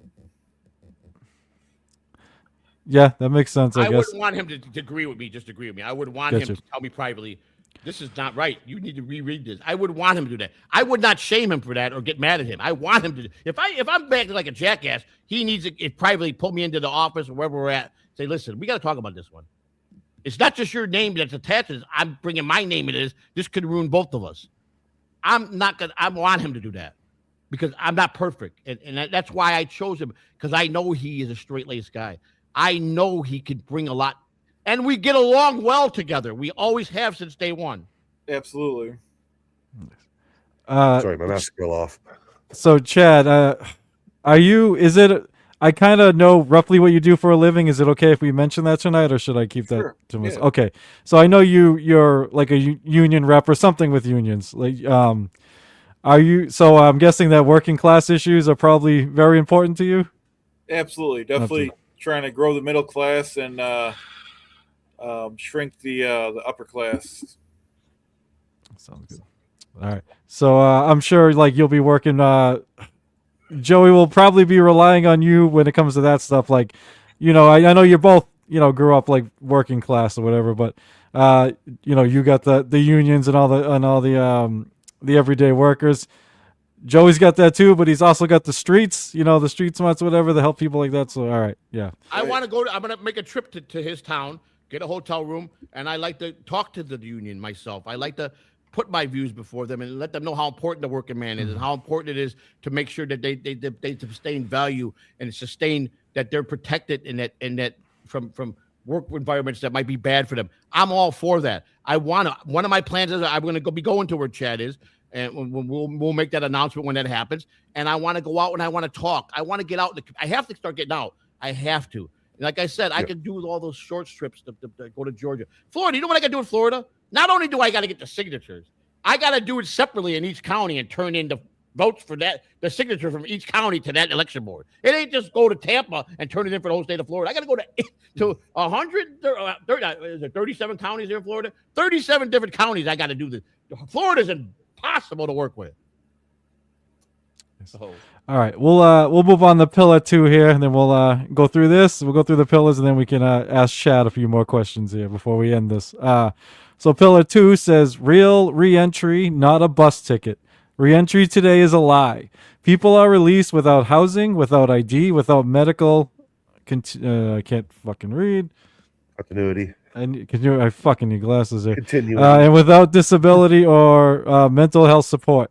Then blamed when they fail. The act requires reentry planning that begins before release, guaranteed identification, transitional housing placement, and medical handoff. Disability and mental health services that continue after release. You do not reduce crime by pushing people off of a cliff and calling it freedom. That's true. All right, I know he touched on the ID earlier, and I believe he was talking about the I pretty much covered that whole thing. Yeah, the housing and everything. So but here's actually, the thing. It's true. These people get out of prison, they're still treated like a prisoner in the outside world because people look at them. Let me tell you something. I've always said this statement, and I don't know if people ever really heard me when I mean. Here's the one thing: what the problem with people in America? People fear what they don't understand. They'll go if you talk to the people straight and be transparent and explain to them in detail what your cause is. If you talk to them straight, you're going to get people that are going to understand it, and they're going to say, you know what? I don't care if he's been in prison. This guy's got something that I think is going to work. That's what it's about for me here. It's about getting people to say, you're onto something here. This could work if you get enough people behind you. But you can't just send them out to society and think they're just garbage. You don't got no voting rights. You got nothing. They're human beings. If they did the time, paid their debt, give them to at least be human beings again. And give them a chance. Again, first-time offenders and no violent crimes. I got to be very clear on that. It's got to be, and they have to work the program, not phone. We're going to test them. They got to be. There's going to be tests to see if they're just there to get out, to get through this program to get out. We're gonna train. You got to have training, psychologists, psychology people, doctors like that could really see through that stuff. We're going to need them on board to see, is this guy really trying to apply himself, or is he trying to con us? It's going to be all that's going to happen. People are going to try to, this is easy. I can do this, There's some people that are good out there that can con you and you never see it coming. So we got to be ready to spot that. This will work if it's done right. Don't give up. Don't make a half-assed thing. Don't do nothing half-assed and then it fizzles off when the first sign of trouble. Stick with it and do it. You got to find out where the money comes. There's plenty of money in America. It's all in the wrong places, a lot of the money. They can find the money to do this. If it's going to make better people pay taxes, why would you not want to try to do it?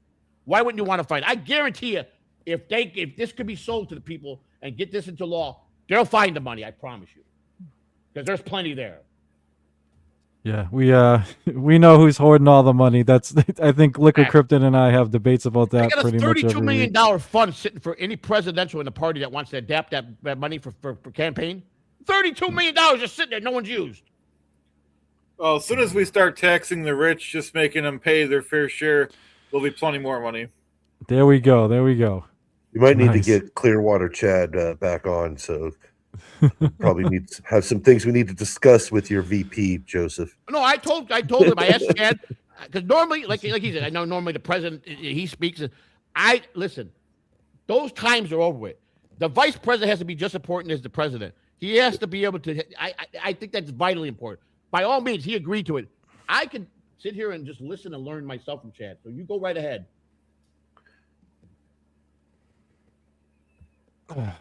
Sorry, guys. Pillar 3? For Pillar 2, I asked the question earlier, and I don't think you really answered it. It was your daughter's getting out and the extra hurdles she has for being disabled, sort of the impetus for this bill altogether, and like sort of the Pillar 2 specifically. Because if she didn't have you guys for support and also being disabled, she would have there's huge hurdles to get over just to get a place to stay. Okay, my answer: I didn't do this bill because I was trying to help her. Yes, she's got a support team; she's blessed. But I can tell you some horrendous stories of some deaf people that have been locked up. And let me tell you something. Do you know? Are you familiar with the Disability Act of 1971? I believe, or 72. Yes. Do you know that's one of the most strongest acts around? And they don't take things lightly. You mess with the Disability Act, you got problems. I'm gonna tell you that right now. You mess with those people, and they march, and they bring thousands of people to their rally to march to protect the people that are on disability. I promise you don't want to ever be before them. They are very true to their thing. My daughter, when she was in county jail, every county jail, every state prison, every federal prison gets funding for certain things they got to put in place for the handicapped people inside. And none of them do none of it. They keep the money, and they don't do nothing. Well, my daughter called me and says, she's very vocal. I'm deaf. You have to do this, man. I'm disabled. If the other inmates could have a phone to call their families, why can't I have it? You have nothing here for me to call. Oh, I'd go away, put you back in your cell. Well, I tell you what, I called Washington, D.C. immediately when she was in county jail, and they sent someone from Washington to visit that prison. I'm going to tell you about a warden with his asshole puckering after I told him they were coming. Well, within a month, everything was in place. The money he already got to do it. So they have a lot of rights. But I know if this bill was in and I even was in any power, I couldn't save her. I would not even try to get her out. She's made violent crimes. She doesn't qualify for this program. But there are disabled people that need this program that are not violent. And let me tell you something. There's a story that was told to me. I went to a meeting with this organization they're very big now. And it was a nice lady. She started it. And she helps all the deaf people and blind people. And she told me a story about a young man that first time in prison, and he learned how to hear people. He was scared in prison, and he got, within the first couple of days, he was raped very badly, very badly. So he learned to hear through the pressure on the floor, people walking, the walls when someone approaching. He learned that they were coming, and this went on for a long time. And second of all, he didn't even do the crime. He was wrongfully accused of the crime. They did a number on this kid, and this lady built her organization on this kid. And so if you know anybody that has a disability that's being abused in prison, please call Washington and get them on. The Disability Act people will go to fight for them. They will be there as soon as 24 hours to help that person. And they will fight. And if they're not being treated to par like everybody else, I promise you, they'll get the president, the Senate, everybody involved to take care of that. They really work for it. And I believe in it. But I know I would never break the law and say, well, I got the power. I'm going to get my daughter out. I wouldn't do it. And I told my daughter that because I told her, she thinks I'm nuts anyhow. running for president. She said, Dad, are you crazy? You're going to get killed. She's worried I'm going to get assassinated. That's her big thing. You know, that's what she's worried about. And I says, Heather, I don't think that'll happen. But if it did, if it's for something I believe in, I'm okay with that. If it's something that I could get done and I really believe in it, and I get assassinated, then it was meant to be. And just know your dad goes down as someone that helped a lot of people. That's how I wanted to look at it. I know it's not going to happen because I'm never going to get to that point. But you understand? No offense, Joey. I don't think you're going to get up to that point. I just said that. I just said that. I don't think I'll ever get even close to that. You understand? But it was just it made me feel good that she was worried about something like that. You know what I'm saying? She don't understand the politics. You know, it was cute that coming from her the way she said it to me. The way the lady was doing it dramatically on the phone, the way my daughter was saying her, I got a big kick out of it because that was nice. That was really. If her only worry is that I'm going to get assassinated, come on, how can you not love her? You know what I'm saying? It was nice that she felt that way. And I'm trying to explain to her, and I told her I'm going to show her everything when she comes home. I'm going to show her. I want her to see what I've done and see what she thinks and read it. She said, she said, this prison thing is, she said, there's a lot of people here need help, especially the girls. She said, girls get raped in prison all the time. Some of them trade sexual favors because they're just hoes. But a lot of women, they have to force to do things. And these guards are bad. There's a lot of bad guards in there, and it's horrible, horrible. Yeah.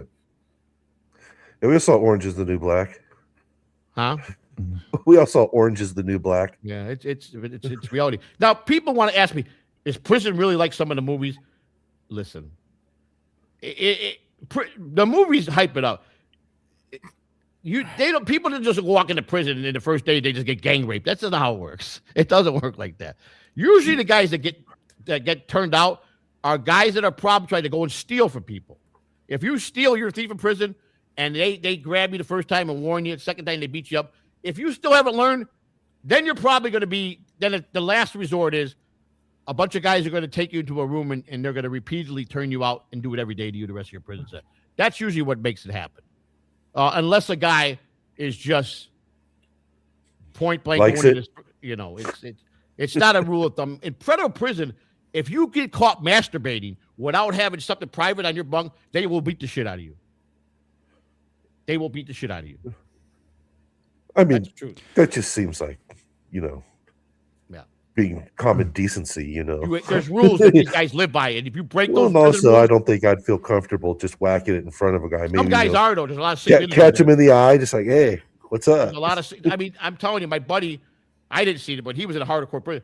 He said he was coming from Chow, walking down the corridor, turned down. The guy had everything open. The guy was plowing him right in the ass, and he turned around after he walked right. I think he said he walked right in there and grabbed him by his throat and beat the fucking piss out of him. Because they have rules. You don't break prison rules.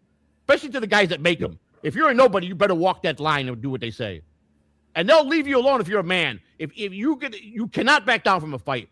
Even if you know, there's guys that knew they were going to be plowed, maybe possibly killed. Guys been put in infirmary for 5-6 months, every bone in their body broken. They came out and they were respected, never bothered again. If you got to fight, whether you lose or die, never, ever, ever walk away from a fight, no matter what.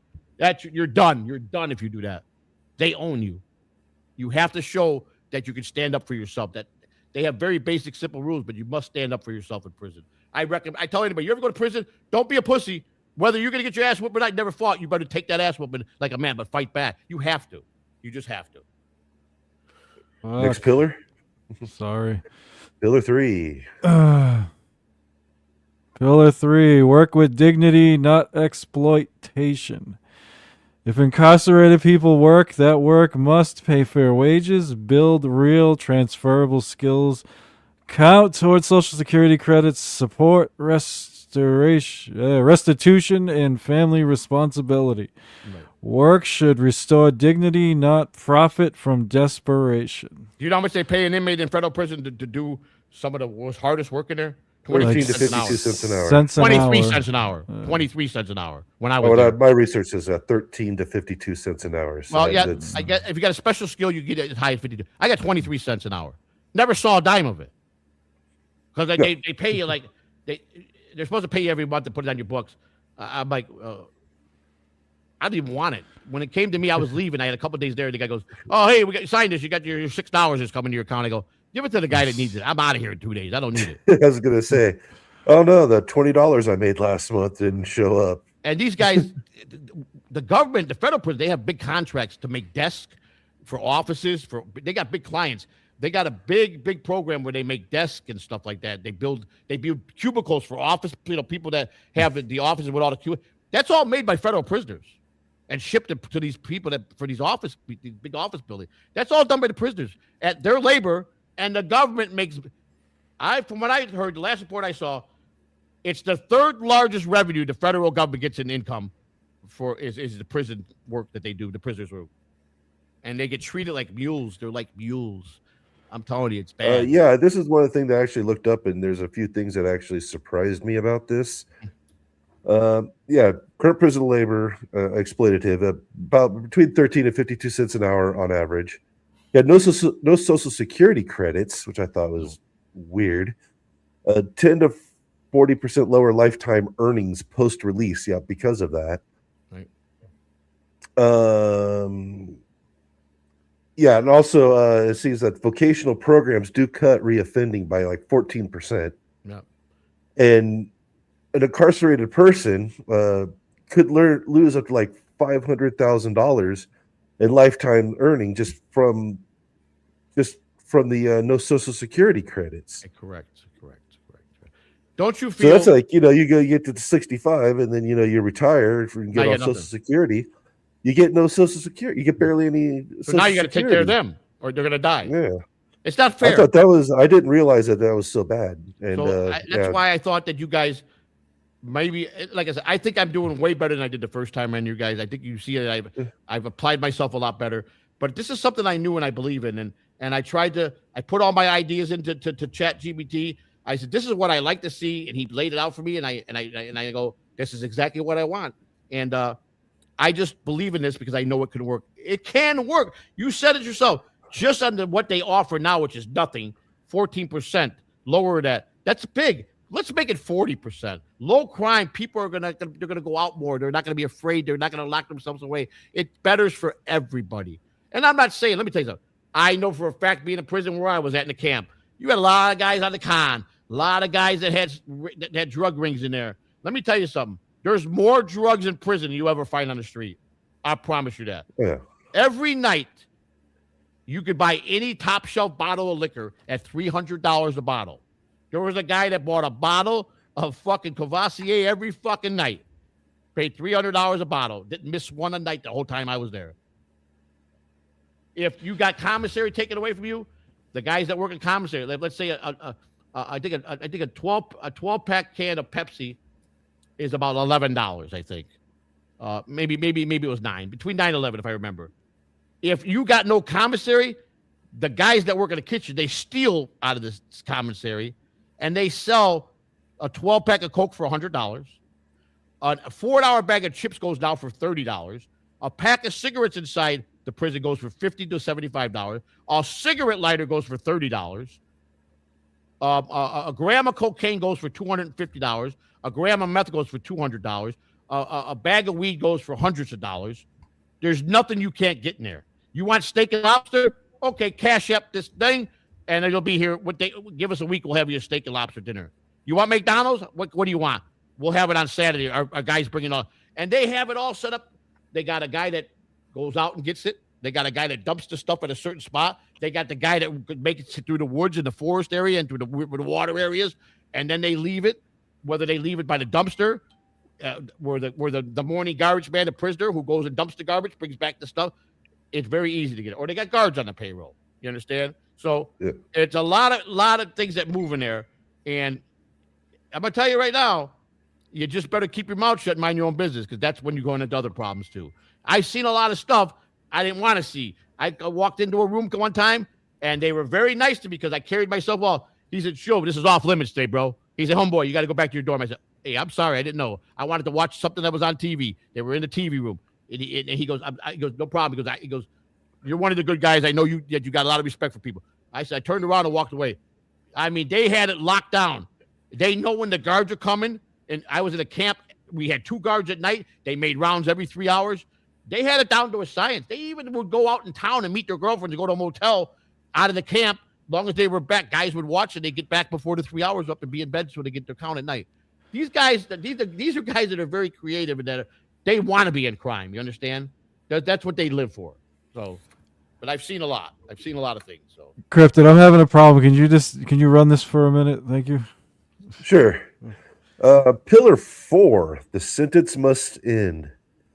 You see, in America, punishment often never ends. This act provides automatic record sealing for nonviolent offenses after time served and clean time. Limits on lifetime. Oh, crap. I hit the button. Okay. Limits on lifetime discrimination in housing and employment. Clear rules. Once the debt is paid, the person is allowed to live. If the punishment never ends, rehabilitation is a lie. See, now this is one that where I don't completely agree with. okay. Especially like non-violent. Let's say like somebody's like a thief or something. They, stole some stuff. Right. That would be sealed, right? And I kind of feel like somebody who wants to employ somebody's got to work with, like, say, money or things that are actually valuable items, stuff like maybe even manufacturing something that's valuable. Right. You kind of don't want somebody who just got out of prison for stealing. You're 100% right. So let me rephrase this. This is just a rough draft. If you're going for a job to work at a casino and you're a thief and you rob cash register to rob businesses, this ain't gonna apply to you because you're not gonna. We're gonna make them be transparent to what they are. Those people are gonna have to go to jobs that are not threatening to the people of the job. Yes, of course that's gonna happen. I'm not gonna send a thief that robbed cash registers out of a grocery store and allow him to go to the casino because they can't pull his record. That's not what I'm talking about. It's going to be, like I said, first-time offenders, nonviolent crimes, but there's going to have stipulations for guys that were burglars. First of all, if you rob Walmart and you're a petty theft, that's kind of different. But if you used any type of weapon, it's a violent crime, so you're not going to get it anyhow. Anything you use a weapon for is a violent crime. Well, even there are states that do the sealing. New York State seal stuff for like nonviolent crime. For nonviolent crimes, yeah. I'm just. This is very rough. I know. I would never want to put someone that was a borderline guy that does harder crimes, but he's borderline because you see a goodness in him, but he's stepped over that line and done some horrendous things. But yet that's not his MO or style. I'm not going to take a chance on a guy that he's not going to go full postal and decide to go out and take a shotgun and actually might kill somebody in a bank. Of course not.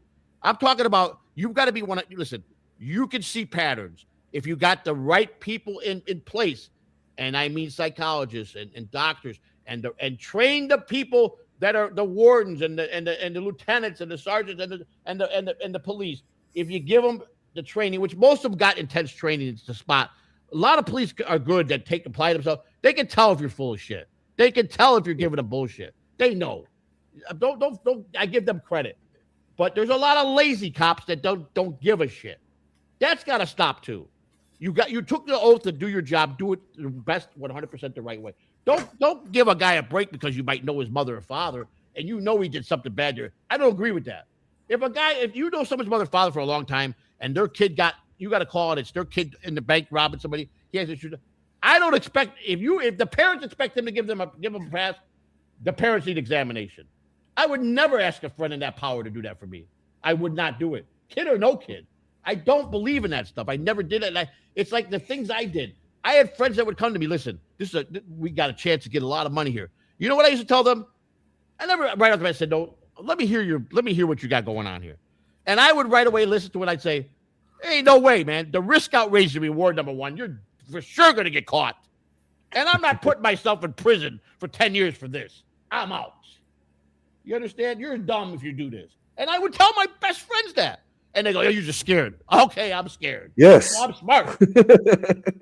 Yes, I am scared. I do not want to exactly go to prison and have my life ruined, over $2,000. This is suicide what you're doing. You're either going to get killed. You're probably going to get killed. First of all, anybody that thinks they can rob a casino, you ain't making it to the front door. You're going to be gunned down by massive machine gun shooting because they come out with the machine guns in the casino. I promise you that.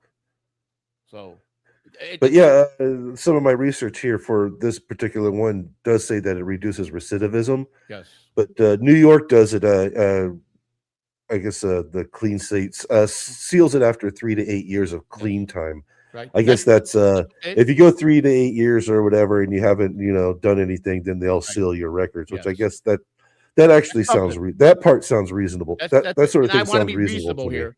And but the whole thing I said in the beginning, everybody's got to be on the same page. Every law enforcement agency, every worker, every teacher, every inmate, we all got to be in sync on the same thing to make this work. If good luck with that. If you're trying to bullshit us through the system and you're trying to just skate through this, we're going to catch you and you're going to go. Then you're going to really get in trouble. You're going to go back to prison, and now you're never going to be eligible for anything. And then you can go fuck yourself. You're going to do some serious time. But the thing is, somebody did bring that up earlier in one of the chats that your program seems like something where people would purposely go to jail or prison they are. Specifically to get into those sort of programs for free. I mean, it's not that, honestly, the trades are pretty easy to get into. The trade school, and when I say trades, I mean, a plumber, carpenter, electrician, HVAC, that's for welding, that sort of thing. They all end up paying very, very, very well. So the schools aren't that expensive, but they do cost. Do you think that they're really going to pay that if they're making fast money? Nobody's going to. You have to have the nudge into something that you're willing to invest in them. If the whole thing about people in prison, especially ones that know they're wrong and remorseful, is that they see nobody caring for them while they're going through. They're not being rehabilitated. They come out with no rehabilitation whatsoever. That's the wrong part. You have to try. You got to believe. You can't just think because it's prison. People that think that are wrong. And I talk to a lot of people. They're criminals and they deserve to be. They don't deserve any treatment. That's bullshit. They're human beings. I'm not telling you they should have steak dinners. I'm not telling you they need a TV and every color TV. That's not what I'm saying.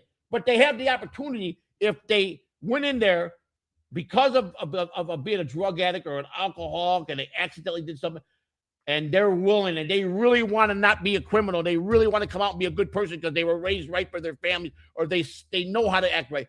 These people deserve a chance. And the people that are wrongly accused definitely need a chance. But anybody that walks into a courtroom that's a gangbanger that just lit up a block with 20 people got killed, and he walks in with his fucking pants hung down to his ass growing out in a Dago tee, and he's up there fucking throwing signs at the judge, put that motherfucker in prison for the rest of his life. That's what I say, because he's disrespectful. But I'm talking about good human beings. There's a lot of them out there. I keep telling people, you stereotype somebody because they're in prison, you're a piece of shit. Never read the book and judge it by cover. You never do that. You read everything and see everything first. Yeah, I don't disagree with you at all. I think there are people who did mess up, took an opportunity that they thought was going to be, quick money, easy money. As you said, they messed up. They did something wrong. They ended up in prison. They said, "Hey, I don't ever want to come back here again." You ain't lying. But there are people, significantly more people in prison who, as you said, we all got to work together. We get the prisoners have got to work together and all, but that's not going to happen. No, all right. There are people who, there are people who legitimately want to be in prison, honestly. I just said that. And then there are people who are just waiting to get out of prison so they can just start doing what they were doing again. You go in an amateur if you're a criminal and you really want to stay criminal, you come out with a PhD and being a master criminal. That's a fact. Fact. I've heard that. I've heard that stated by several people that the best place to learn how to be a criminal is in jail. You'll learn a lot of the right ways to be a criminal, even though it's wrong being a criminal. But you will get educated if they can spot you're a true criminal. If they spot that, you will get the education. You'll go in there. I mean, it was even in the movies. It said I went in with a doctorate in marijuana, came out with a doctorate in cocaine. That's very true. You're gonna find some old guy that moved 1,000 kilos a month who sees something in you and say, "I'm going to teach you my way, my playbook, and you're going to be the best cocaine dealer." And that kid's like, "You damn right I am." And he goes out and he becomes a billionaire off of selling cocaine because of the knowledge he got. Listen, nothing's perfect. Again, I just think if they do something of value, it won't fail. I think it'll work. I think it will work to lower crime. If you do it the right way, it's going to work. Nobody cares enough to do it. Yeah, it has proven already to lower recidivism. As I said, giving people work. And once again, as I said, I thought the wild, I knew that the labor in prison was exploitative. And honestly, I'm going to be honest with you, don't give a shit. I know that. You're in prison. Right. You know what I mean? I get it. I get it. So even I think minimum wage is too much, but having a job, getting a little bit more money than that, especially, force things like your commissary and stuff, And do you and believe in life? adding Social Security credit. I just thought it was weird that That's basically simple. the money you're making, it's not like you're at a job. It's just you're Right. you're That's not a really simple getting fix. paid. You're not making an income. It's like you're getting. It's horrible. Do you I believe hit the that mute button. It's more like you're getting a small allowance, like Right. for cleaning your room, not like a even getting child. a small allowance? You're getting nothing. You can't buy nothing with the $5 you get. There's nothing you can do with it. It's a Yeah. joke, and they abuse them. And and here's the thing. I saw a lot of this.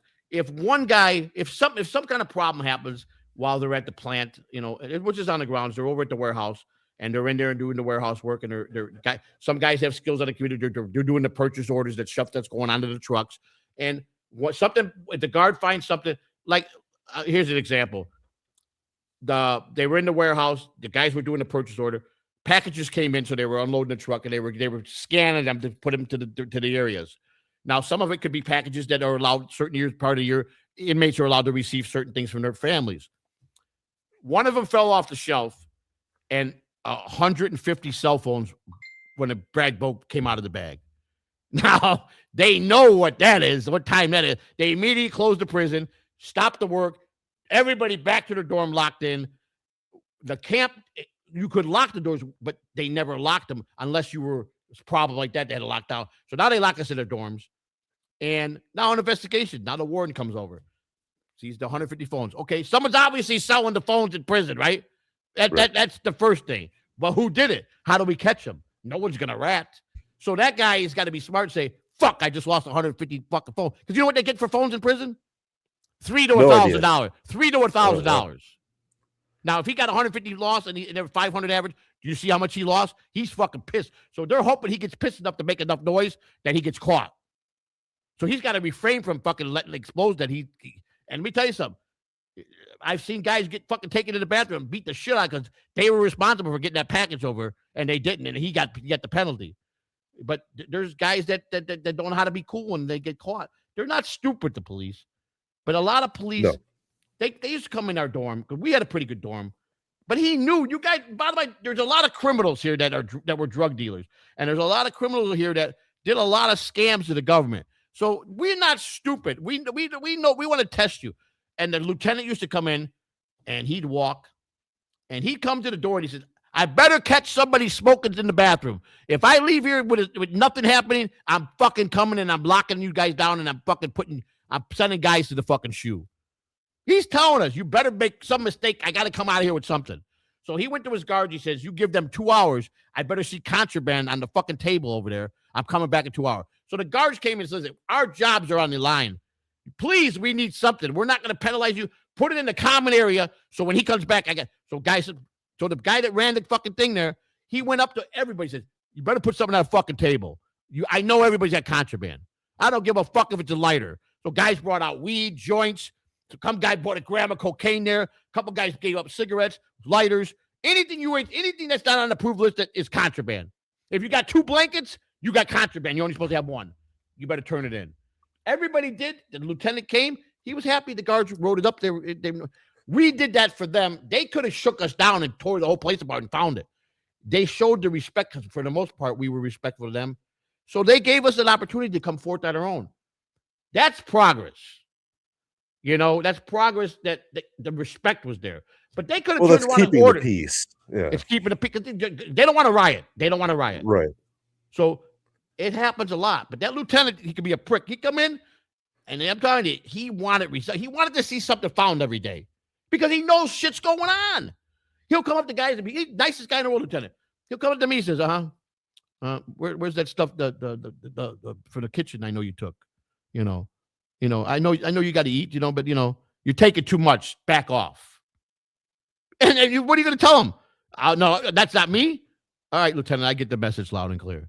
Yeah. I might have took too much flour or whatever I need to cook something. You know what I'm saying? They're not dumb. No. But they'll let you do certain things if you work in the kitchen and you're a hard worker and you help them. They understand that you're going to take something. You might take a fucking pack of hot dogs or something. they're not going to, if you were to write to them, and he's just letting you know, don't think I don't know what you people are doing. Don't take us for fools. And you don't. You get at that point, you got to look at me. I say, you know, you're right. I get it. You know, tell your friends that, you know, we know they took all the fucking peanut butter out of there. There's come on. He's right. These guys would get greedy. And there's guys that are in charge of certain areas of the dorm that they would fucking slam you up against the wall and say, listen, how can you take that much? There's a lot. You break a rule in there with a prison rule that's for prisoners by another prisoner, you're going to get dealt with. And it's not good. It's never good. It's never going to be good. So you got to be respectful. Mind your own business. Don't get into debt, no anybody money, and never talk. You get those 3 things, and I promise you, I don't care if you're the biggest pussy on the earth. Nobody will fuck with you. You keep your mouth shut, they will leave you alone. You go in there. No, go ahead. If you go in there and you get cocky and you act like a badass and you like to talk when you see something, you're not going to make it. Bad things are going to happen to you. And you're never going to know what's just coming. on its face, it seems like a bad idea to go around snitching. Yeah, I mean, as I said, I've never done any kind of hard time. You know, I've done, you know, overnight. And, but I imagine, you know, just, you know, common sense would be going into jail. You see something happening. Yeah. He's like, I didn't see nothing. And the worst thing you can do is the truth. You know, as you said, when you walked into the room, the TV room, I didn't know if I walked into that and they said, "You're not. This place is off limits." I go, turn around, please, very respectfully. I didn't know nothing was going on there. I saw nothing. I don't know nothing, and they know that because they're like, they're gonna now that I made it to the room and I could see something. Now they're gonna watch me to see if, and I'm not gonna say a word, not even to another inmate. I'm not even gonna tell anybody because if I talk gossip, someone's gonna be a bitch and go tell everybody. So you got to learn to just fucking forget what you see, and that's the big thing of survival. You know, I walked the very first day I walked through the war when I finally got there, and they kept me up front and they fucking made me go through all this shit. And it was lunchtime. I was starving. And he goes, "You hungry?" I said, "Yeah, I could eat." He goes, "Well, good. Wait for it. When I'm ready to give you fucking a tray, I'll give you one." That's the first time I ever talked to the fucking sergeant. That's how he talked to me, the very first interaction with him. He made me wait an extra 2 hours and gave me a cold lunch tray. That was my initiation to see how I was going to handle him. Right. So I thanked him. I ate it cold. It was horrible, but I was fucking hungry. So I ate it. Finally, about 7 o'clock at night, he goes, "You can go." "Where?" "Go to your dorm. Here's your assignment." I had no idea where to fucking go because I'd never been there. He said, "You got to read? It's all marked. And you better go right to your dorm." I'm like, okay. So I'm walking out carrying my fucking bag of fucking uniforms, my fucking little blanket, my pillow, and I'm watching the signs at dorm B. All right, there's dorm B. And as soon as I hit the door, 7 inmates came up to me. And they shook their hands. They asked me who I was. The first thing out of their mouth, "Where's your papers at?" What do you need my papers for?" "Well, we want to see what kind of guy you are." I go, "If you're thinking I'm a snitch, you want to go call your family and ask them to look me up. I'm no snitch." That's the first thing we're going to establish here. Second of all, you know, I didn't come in here disrespecting you. I didn't raise my voice. I was very polite. You're not going to do that to me. Then they all shook my hand and they all gave me something as a gift. They go, "You got commissary money?" I go, "Well, I just got here. I'll be able to have to wait for my money." Go, here's some soups. Here's some cookies. Here, you got socks because the socks there. Here's a pair of socks. You got shoes? I didn't have shoes, regular shoes. I had the flip flops. I hate them. Guy gave me a pair of fucking shoes. Gave me a brand new pair of fucking high top shoes. He said, "Here, this is for you." Your rule of thumb is be careful when you take gifts because they're probably not going to be a gift. But that's what I was about to say. I probably wouldn't take anything. In federal prison, it's different because the guys that came up to me came from upstairs. In prison, you stick to your own nationality. Very strong with that. At dinner table, the Puerto Ricans stay with the Puerto Ricans, the Mexicans stay with the Mexicans, the blacks stay with the white supremacists, the Italians. Every guy that came down was an Italian. They found out a new Italian was coming in. Those are the guys that gave me everything I needed. Yeah. That's what you do to one of your own kind. They gave me the FYI. When you sit at dinner, you sit with us. You don't go sit with the Mexicans. You don't sit with the, I don't care if you're cool with them. You don't do that. This is your place. Here's your seat. That's very separated. That is 100% true. Segregation in there is very big to the inmates. It keeps the peace. You don't ride with the Puerto Ricans if you're Italian. You don't go with the blacks if you're white. You just don't do it. but you could be cool with them and interact with them in the yard, and you could play games with them, watch TV with them. That's okay. But there's certain things you got to do. Shower. Yeah, I get it. Yeah, I get it. Don't be an ass, but Right. Don't be stupid. But those aren't your people. Exactly. That's basically what they tell you. Don't jump the line and shower. You will get your ass beat. Everybody has an assignment. You sign a list. You get up in the morning, you put your name on the list. You go according to that list. Haircuts, whoever does the haircuts. There's always a barber somewhere in the jail. You go and you get on. I'm doing haircuts today. You sign list. If you're 25th and he don't get to you, he'll see you next week. You understand? You don't jump the line. There's none of that bumping shit. There's no asking for favors. Everything is done properly. You if someone asks you to pass the salt, don't get up and pass the salt. Because if you're a bitch to pass the salt to him, he's gonna fucking bitch you out every time. The proper way to handle it is, you know what? You want the fucking salt, get up, get your fucking salt. I'm not here for you. You're gonna get more respect that way. If you get up and do that for him, he's gonna say, "There's my bitch" for the rest of my sentence. Plain and simple. All right, so getting to the end, I wondered what happened to Nick. Nick, come back. Well, he said he had some issues before before we got here, so it might be the resurfacing. I just want to thank you guys for giving. I always said I was going to come back, and I didn't know that you guys were talking about it. I had already emailed Nick and said, "Listen, I think it's time now. I come in with Clearwater Chad. I've got a vice president, and I want to talk about it." And then all of a sudden, I went on Twitter and I saw him saying, people were asking, when are you going to get Joey C on, blah, blah. And he was saying, well, yeah, you would think of being the only. But I already had emailed him. I was ahead of it. And it was just, it was the timing. So it worked out good. We were talking behind the scenes, saying, hey, we need to get Joey back on. Yeah. And I had planned now that he's, now that he's back in the race. Yeah. I wanted to show you that I made some leaps, and I'm going to talk better. I'm going to be more attentive to what. That's why he said, "What do you want to talk about?" And I go, "Well, to be honest with you, this is something that I know backwards and forward that I want to put in place and get this. This means a lot to me. So I figured it's better to talk about something you know about, because you're gonna, And I even got. Let me tell you something. To your theory of make him your campaign manager, Chad BDBT. I put into him today.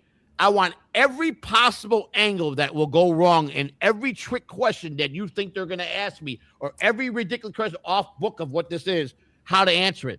And he told me a good politician answers one-liners, quick one-line answers, and if it's something they shouldn't ask you, you pause, don't say nothing, and you don't let them take control of it. You move on, and you go back. I think we need to get back to the policy we're at hand here. And I tell you what, he's right. And then I asked that. I need to know if I get attacked by the fans in the chat room, or if they try to throw some curveballs at me. I want you to think of every possible angle that could go bad. And he gave me every angle possible. Yeah, I wanted to make this one more of a back and forth with questions and stuff. Like, I wanted to bring actually good questions right. And you did to you this time. Like the last time we had you on. I was nervous as hell. I'll be honest with you. I was nervous as hell. Yeah, you did. Everything came out very naturally this time. Last time you were like a little monotone, especially when you were reading like a lot of stuff. You had like trouble with that. But today was very nice, very natural. Everything sounded great. Thank you. I tried. You had, you have a plan in place that you sent to us, so we were able to come up with stuff like that. And I wasn't here to be contradictory. No, I know that. He told me that you guys are, and I believe that. I believe you guys are true blue to the politics. I believe you guys care about politics, and I believe you know what's wrong and right. And your opinion, people's opinions matter. But you guys, I knew you guys would be professional, and that's why I said to myself, I got to go back. Those guys were treating me good last time, and now that I got a little bit more seasoning under my belt, and I'm a little more comfortable.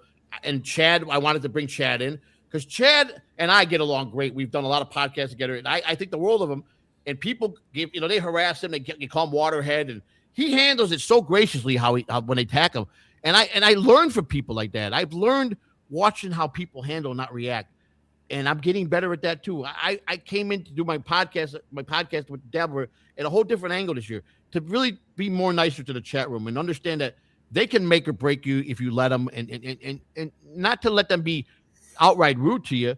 Let them have their fun. They're going to break your balls, but don't let them know you're still in charge. But I make it fun. I'm doing the big channel that came out against me, Catalano Network. They did that as a joke of all the fans I threw out of my chat when they made it.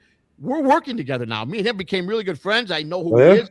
Yeah, every Friday we do a show. We just did the third week. We did a great show, He said that I promise you, I'm going to turn your career around in the Dabbler. You're going to start making money. And he goes, I don't want nothing. I told him, I said, listen, first of all, if we make any serious money, I'm going to make, if Chad's going to be there, he's going to get some of it, and you're going to get a percentage of it. He goes, it's not necessary. I don't need it. I said, I don't care. You're going to take it. I'm not greedy. I will share wealth if someone is helping me do that. And he goes, you're an animal. He goes, I misjudged you in so many ways. He says, you're really not. I go, I'm not. I'm just a guy that sometimes I don't think I'm my rocker. I go postal before I think. I know that I know my fault. Every morning I wake up, and I used to be grumpy when I wake up. My wife says, good morning, I love you. I'm smiling. I'm happy to be up. I get my proper sleep now. I get up fairly early now compared to what I used to do. So I'm really proud of that. But I go into the mirror and I say, who's your worst nightmare, Joe? What's your worst enemy? And you know what I say? Joseph Samuel Catalano, you're your worst enemy. And that's it. I'm my own worst enemy. I know that. We all are. And I know that. But yeah, it's your reactions. I mean, you know more than anybody. You could get pretty heated, as you said before. Right. And you said, in the locker room of the team that you're with, they would love when you got, and that's carried over. That still continues, and that's what people love to see. And that's that's why you get the chats and stuff like that. They're trying to get you all worked up and yelling and fucking jumping up and down. Fuck you, Rochi. Fuck you. Greg, fuck you. Fuck you. I love it. Yeah. I've had fun the last 3 weeks. That's what they're trying to do. I've had a lot of fun because I'm got my hunger back to do this for them, but I can't just fake my anger. I have to have it. There's guys that are so good at provoking to get me naturally riled up. I love those guys because it brings me to a character they want to see and they love. And I've been getting a lot of people. I've been back in the spotlight and people are saying, man, he's on fire, man. You're fucking killing it. And I'm like, I'm just trying to do the best show I can for you guys. That's all I want to do. I changed my outlook on what I think of people. People are going to say what they want. I can't change what I can't control. That's been my biggest problem in my whole life. I got to learn that if I can't change it, what the fuck, why do I try to control it? I got to go with the flow. Bob Levy used to put it in my head every day when he called me. You got to stop getting so crazy. You can't control it. Just go with it. And okay, Bob, okay. But finally, after someone believes in you enough and they keep putting in your head, you start thinking. He goes, now you step back. He goes, you look great. Your mind seems to be clear. Now you're doing it. He says, now you see what I'm talking about? Yeah, Bob, thanks. I listened to everybody, what they said. I was too clouded here to listen to anybody, but I processed it. I still had it here. I had to get myself right. If I can't be happy with myself, how can I do anything good for anybody? Or entertain anybody? And as I said, it's those reactions to the criticism that increases the criticism because people want to see those reactions. Exactly. When you don't react, the criticism will just start to go away because it's like, oh, he's no fun anymore. He's not yelling and screaming. And that's also your career in the podcast business is going to be short and stuff. So you gotta. When I called up everybody, like I called Shuley, Bob Levy, John. I talked to a lot of people. I did come on board and help me fight the trolls. They go, are you fucking nuts? These guys got money. They're educated. They're fucking smart. They're computer geniuses. You can't win. I go, I'm going to fight them by myself. And I did. That's a losing strategy. Never fight the trolls. And I did, though. But you know what? Because there's a hell of a lot more of them than there are of you. But I did make points with a lot of them. They gave me props. They said that I stuck it out better than anybody that I did. I never gave up. I never gave up, And I'm happy. I'm happy for the most part. And I love the people that really are supportive to me. I'm grateful. I'm blessed. And I don't expect nothing less. I don't expect anybody to do anything. Just as long as I really am improving and they see that is just be happy that they maybe they made a difference in something they said to me. And I hope they get satisfied that because a lot of people, it was a combination of a lot of people that changed me to learn how to do this the right. People said, if you can't take the heat, this is the wrong place for you. Get out, go enjoy your family, and just go be happy. But if you really want to do this, then you need to learn to study it the right way, see what it really is, and go with it. And when I started doing that, they were right. And I admit that 110%. I admit that all the way across the board. And now we're having fun. And then of course, running for president, imagine, on a national scale, like the Dabbleverse and the criticism you got, from there and the trolls you got from there, nothing compared to, the rest of the United States. Yeah. I start reading some of these politicians, the troubles that they went through and watch some of the, let me tell you something. You talk anybody that is a famous person, especially movie stars, the scrutiny that they go through. Oh yeah. It's unbelievable what they got trolls that I tell you what are vicious. They got psycho fans that are fucking go all the way and commit murder for them. You know, it's bad, man. It's bad. I started studying that, and they, as you hear some of them tell their life stories, or some of them that got involved with certain religious groups, how horrible what they went through, and how some of these fans they did the ungodliest things to them, and it's eye opening, man. And you know, here's the thing I learned: if you put yourself in the public and become a public figure, you got to take what's going to come with that. And that's the most truest statement I've ever heard. I understand. It's a lot of psychopaths. That's right. There is. And I didn't believe in that. I believe that if you put yourself out there and tell your business and put yourself in the public eye, you have to be prepared that someone's out there is going to fucking torture you. And I understand that now. So it makes life a lot easier to deal with things better, you know, to handle things in a much better professional way. Because there's some movie stars that guy had to get police involved, get people arrested and put away in prison, and because these fans are crazy, man, you know, obsessed. And I don't want that relationship with them. I want to be able to be on a right page with them and make them enjoy coming to watch me. That's what I want. Hey guys, is it okay if I get going? I'll see you, Mr. Vice President. All right, thanks. We'll have to have you on later. Thanks everyone for having me on. I'll give you a call tomorrow, buddy. Even though you didn't get to talk very much. That's okay. I would like to have you on later. Nick dropped out. So I think we're going to have to end this. Chad, thank you for showing up. Thanks for coming, Clearwater Chad. Liquid Cryptid, thank you for being professional that you are. Thank Nick for me, please. We'll do this again. We'll do this again maybe a couple months down the road as we progress. Maybe next time I'll have some reports to show you that I got this many signatures in this many states. And I'm going to work the close states right now, Florida being the big one. Let's see 90 days from now where I'm at, and we could go into that, and then maybe I'll make some progress there. Let's hope, you know. Well, absolutely. Keep us posted. I will. And once again, if Chad, I'd love to just have a one-on-one interview with him. He didn't get to talk very much, and a lot of people were a little upset about that. Well, I told him when he did speak, he didn't. You know, you guys well, when he did speak, it was like a one sentence, and it was like, okay, politician. He's being a true politician. Oh no, you're more of a politician.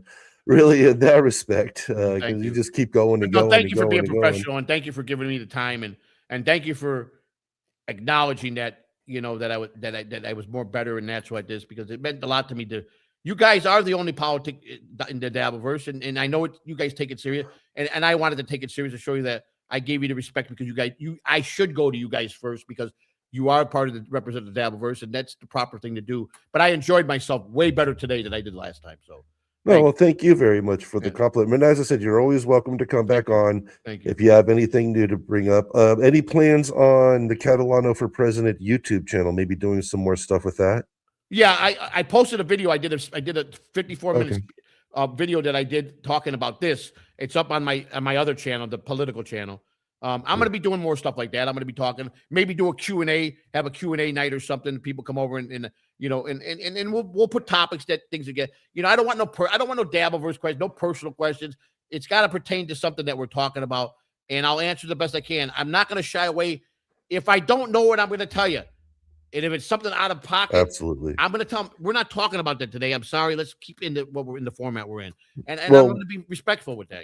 Well, what we've been doing. Oh wait, there's a private chat. Yeah, Nick said that. He's having problems. Yeah, Tom, no problem. We understand. Yeah, I got that. But like I said, I just noticed we had a private chat. Yeah, absolutely. Come back anytime. We love having you. Thank you. And as I said, with Nick, I mean, the idea here is that it's a smaller platform, and it gives you a chance to practice. It does. And go back through, rewatch it, and go, "Oh my God, I shouldn't have said that," or "I went too long on that." President Trump wrote me back. He wrote me back. Oh, he did? Yeah, he wrote me back a letter, and he was very compelled to my story. And I felt that being that he's been in trouble and he's in the same boat as me with felonies, he told me what to do, and I put all the paperwork in, and I'm hoping that I get the call that they're going to give me a pardon on my crime, my federal crime, which will open the doors for me a lot, and I get my rights back to vote. I want to get my right. It's pretty hard that if I'm going to go in office, I can't vote for myself. That's kind of shitty. You know what I'm saying? So, that would kind of suck. But it's really easy to get your rights restored as far as voting. I even got a chance to get a lot of rights restored that I didn't know I can, even though I am a felon. There are a lot of things you can do. You got to follow channels, and you got to do a lot of paperwork, and you got a lot of waiting time to do. So, but it could happen. So, we'll All right. see. So where can we find you? That's Catalano TV President? for my Dabbleverse stuff only. Catalano 2028 is the campaign. On Twitter, I have my Dabbleverse Twitter at the GOAT 1421 or at Catalano 2028, the political channel. I try to keep it separated, please. I got a lot of Dabble people that came over and they follow me. But if you want to say something to me that's going to be derogatory, pertaining not to the campaign, I don't care if it's the campaign. You got to say, speak about. If it's something Dabble, just put it on the Dabbleverse chat. That's all I'm asking. You can do it. Just don't, please. I mean, I got to go back and it's strictly for politics on the other channels. My Facebook, I gave you guys a description. I have a Facebook page. I'm trying to post things like what I talk about. Like I'll probably get what I did here with you guys. I'll put that up on all my political channels at the interview. Get you guys out there too. Just because you're a small platform, I'm learning how to put. You know how when you do something on Twitter, you put the person's tag, you tag the person. Right. I'm doing that by putting President Trump in there. I'm putting all the people in the office. Hopefully that they'll read it and see it. And maybe I posted some of my forms. Maybe they might see it. I'm not saying they will, but if they did, and by luck and like something, maybe I'll get it. They want to talk to me about it and hear me. You never know, but you got to try. You have to. Yeah, those tags actually, especially for bigger people like that, like Trump and Musk and whatnot. Right. It actually is more beneficial, not so much to contact them, but it also comes up in people that are searching for what. Correct. For what's going on with like Elon Musk, they'll see, what's this guy saying to Elon? But did you know President Trump's wife? She's big with the internet laws for children. She's got a big format, and I reached out to Mrs. Trump about my prison reform and stuff like that, and things, and my thoughts on the AI and the trolling and helping children, especially, and keeping children protected. I'm hoping that maybe I'm on the right page to what she wants. Maybe I can help. Maybe like you said, maybe you could go somewhere else and be something. Maybe you never know. I could be about. But I figured I got to try. I'm not saying she's going to call me. She's going to even see me or read me. But you never know unless you try. I care enough. Trying. It's all I want to do. And you never know. People it never hurts to ask. Never hurts to ask. That's correct. And anyway, I like the policies, so. Yeah, Joey C, it's great having you. Please come back on. Keep us apprised of how the campaign is going. I will, sir. We'd love to hear from you again. And yes, sir. I hope Nick is okay. Yeah, me too. I'll reach out to Nick later, write him a little note. But thank you very much for having me on. Everybody in the chat room, thank you. And please support these guys and because they do when it comes to politics, they're very knowledgeable, especially Liquid Cryptid. He went to school. He's involved with stuff. He does research, and for me, I got to respect that, because if he's taking the time to research things that I'm mentioning, I better have the respect enough to be able to explain to him when he asks me something. I do the best. That's why I thought today was way better, and that's why Nick said, "I'm gonna whatever you want to talk about." I said, "Well, something I know that I could get through and it'll be a good podcast is let's talk about this." And you handled it well, and I got nothing but respect for you. And again, I don't want to ramble on, but thank you, everybody. I'll see you again. Thank you very much, everybody. Have a good night. I think we're just going to go ahead and leave, and because I don't have any control over this channel, so yeah. So, Nick, I think Nick has to end it, so I don't know. Can you end it? If we just both leave, it'll just go to black, and then eventually he can. Okay, buddy. All right, yeah. All right. I'm gonna go. I'm leaving. Thank you. Take care now. Goodbye. Thank you. Bye. All right, ladies and gentlemen, for the couple of you that actually stayed, thank you for watching. This has been an interview with Joey's presidential candidate, Joseph Samuel Catalano III. It was very interesting. I suggest you go back and watch it. It was a lot of fun. Joey has a lot to say, obviously. So anyway, everybody have a good night.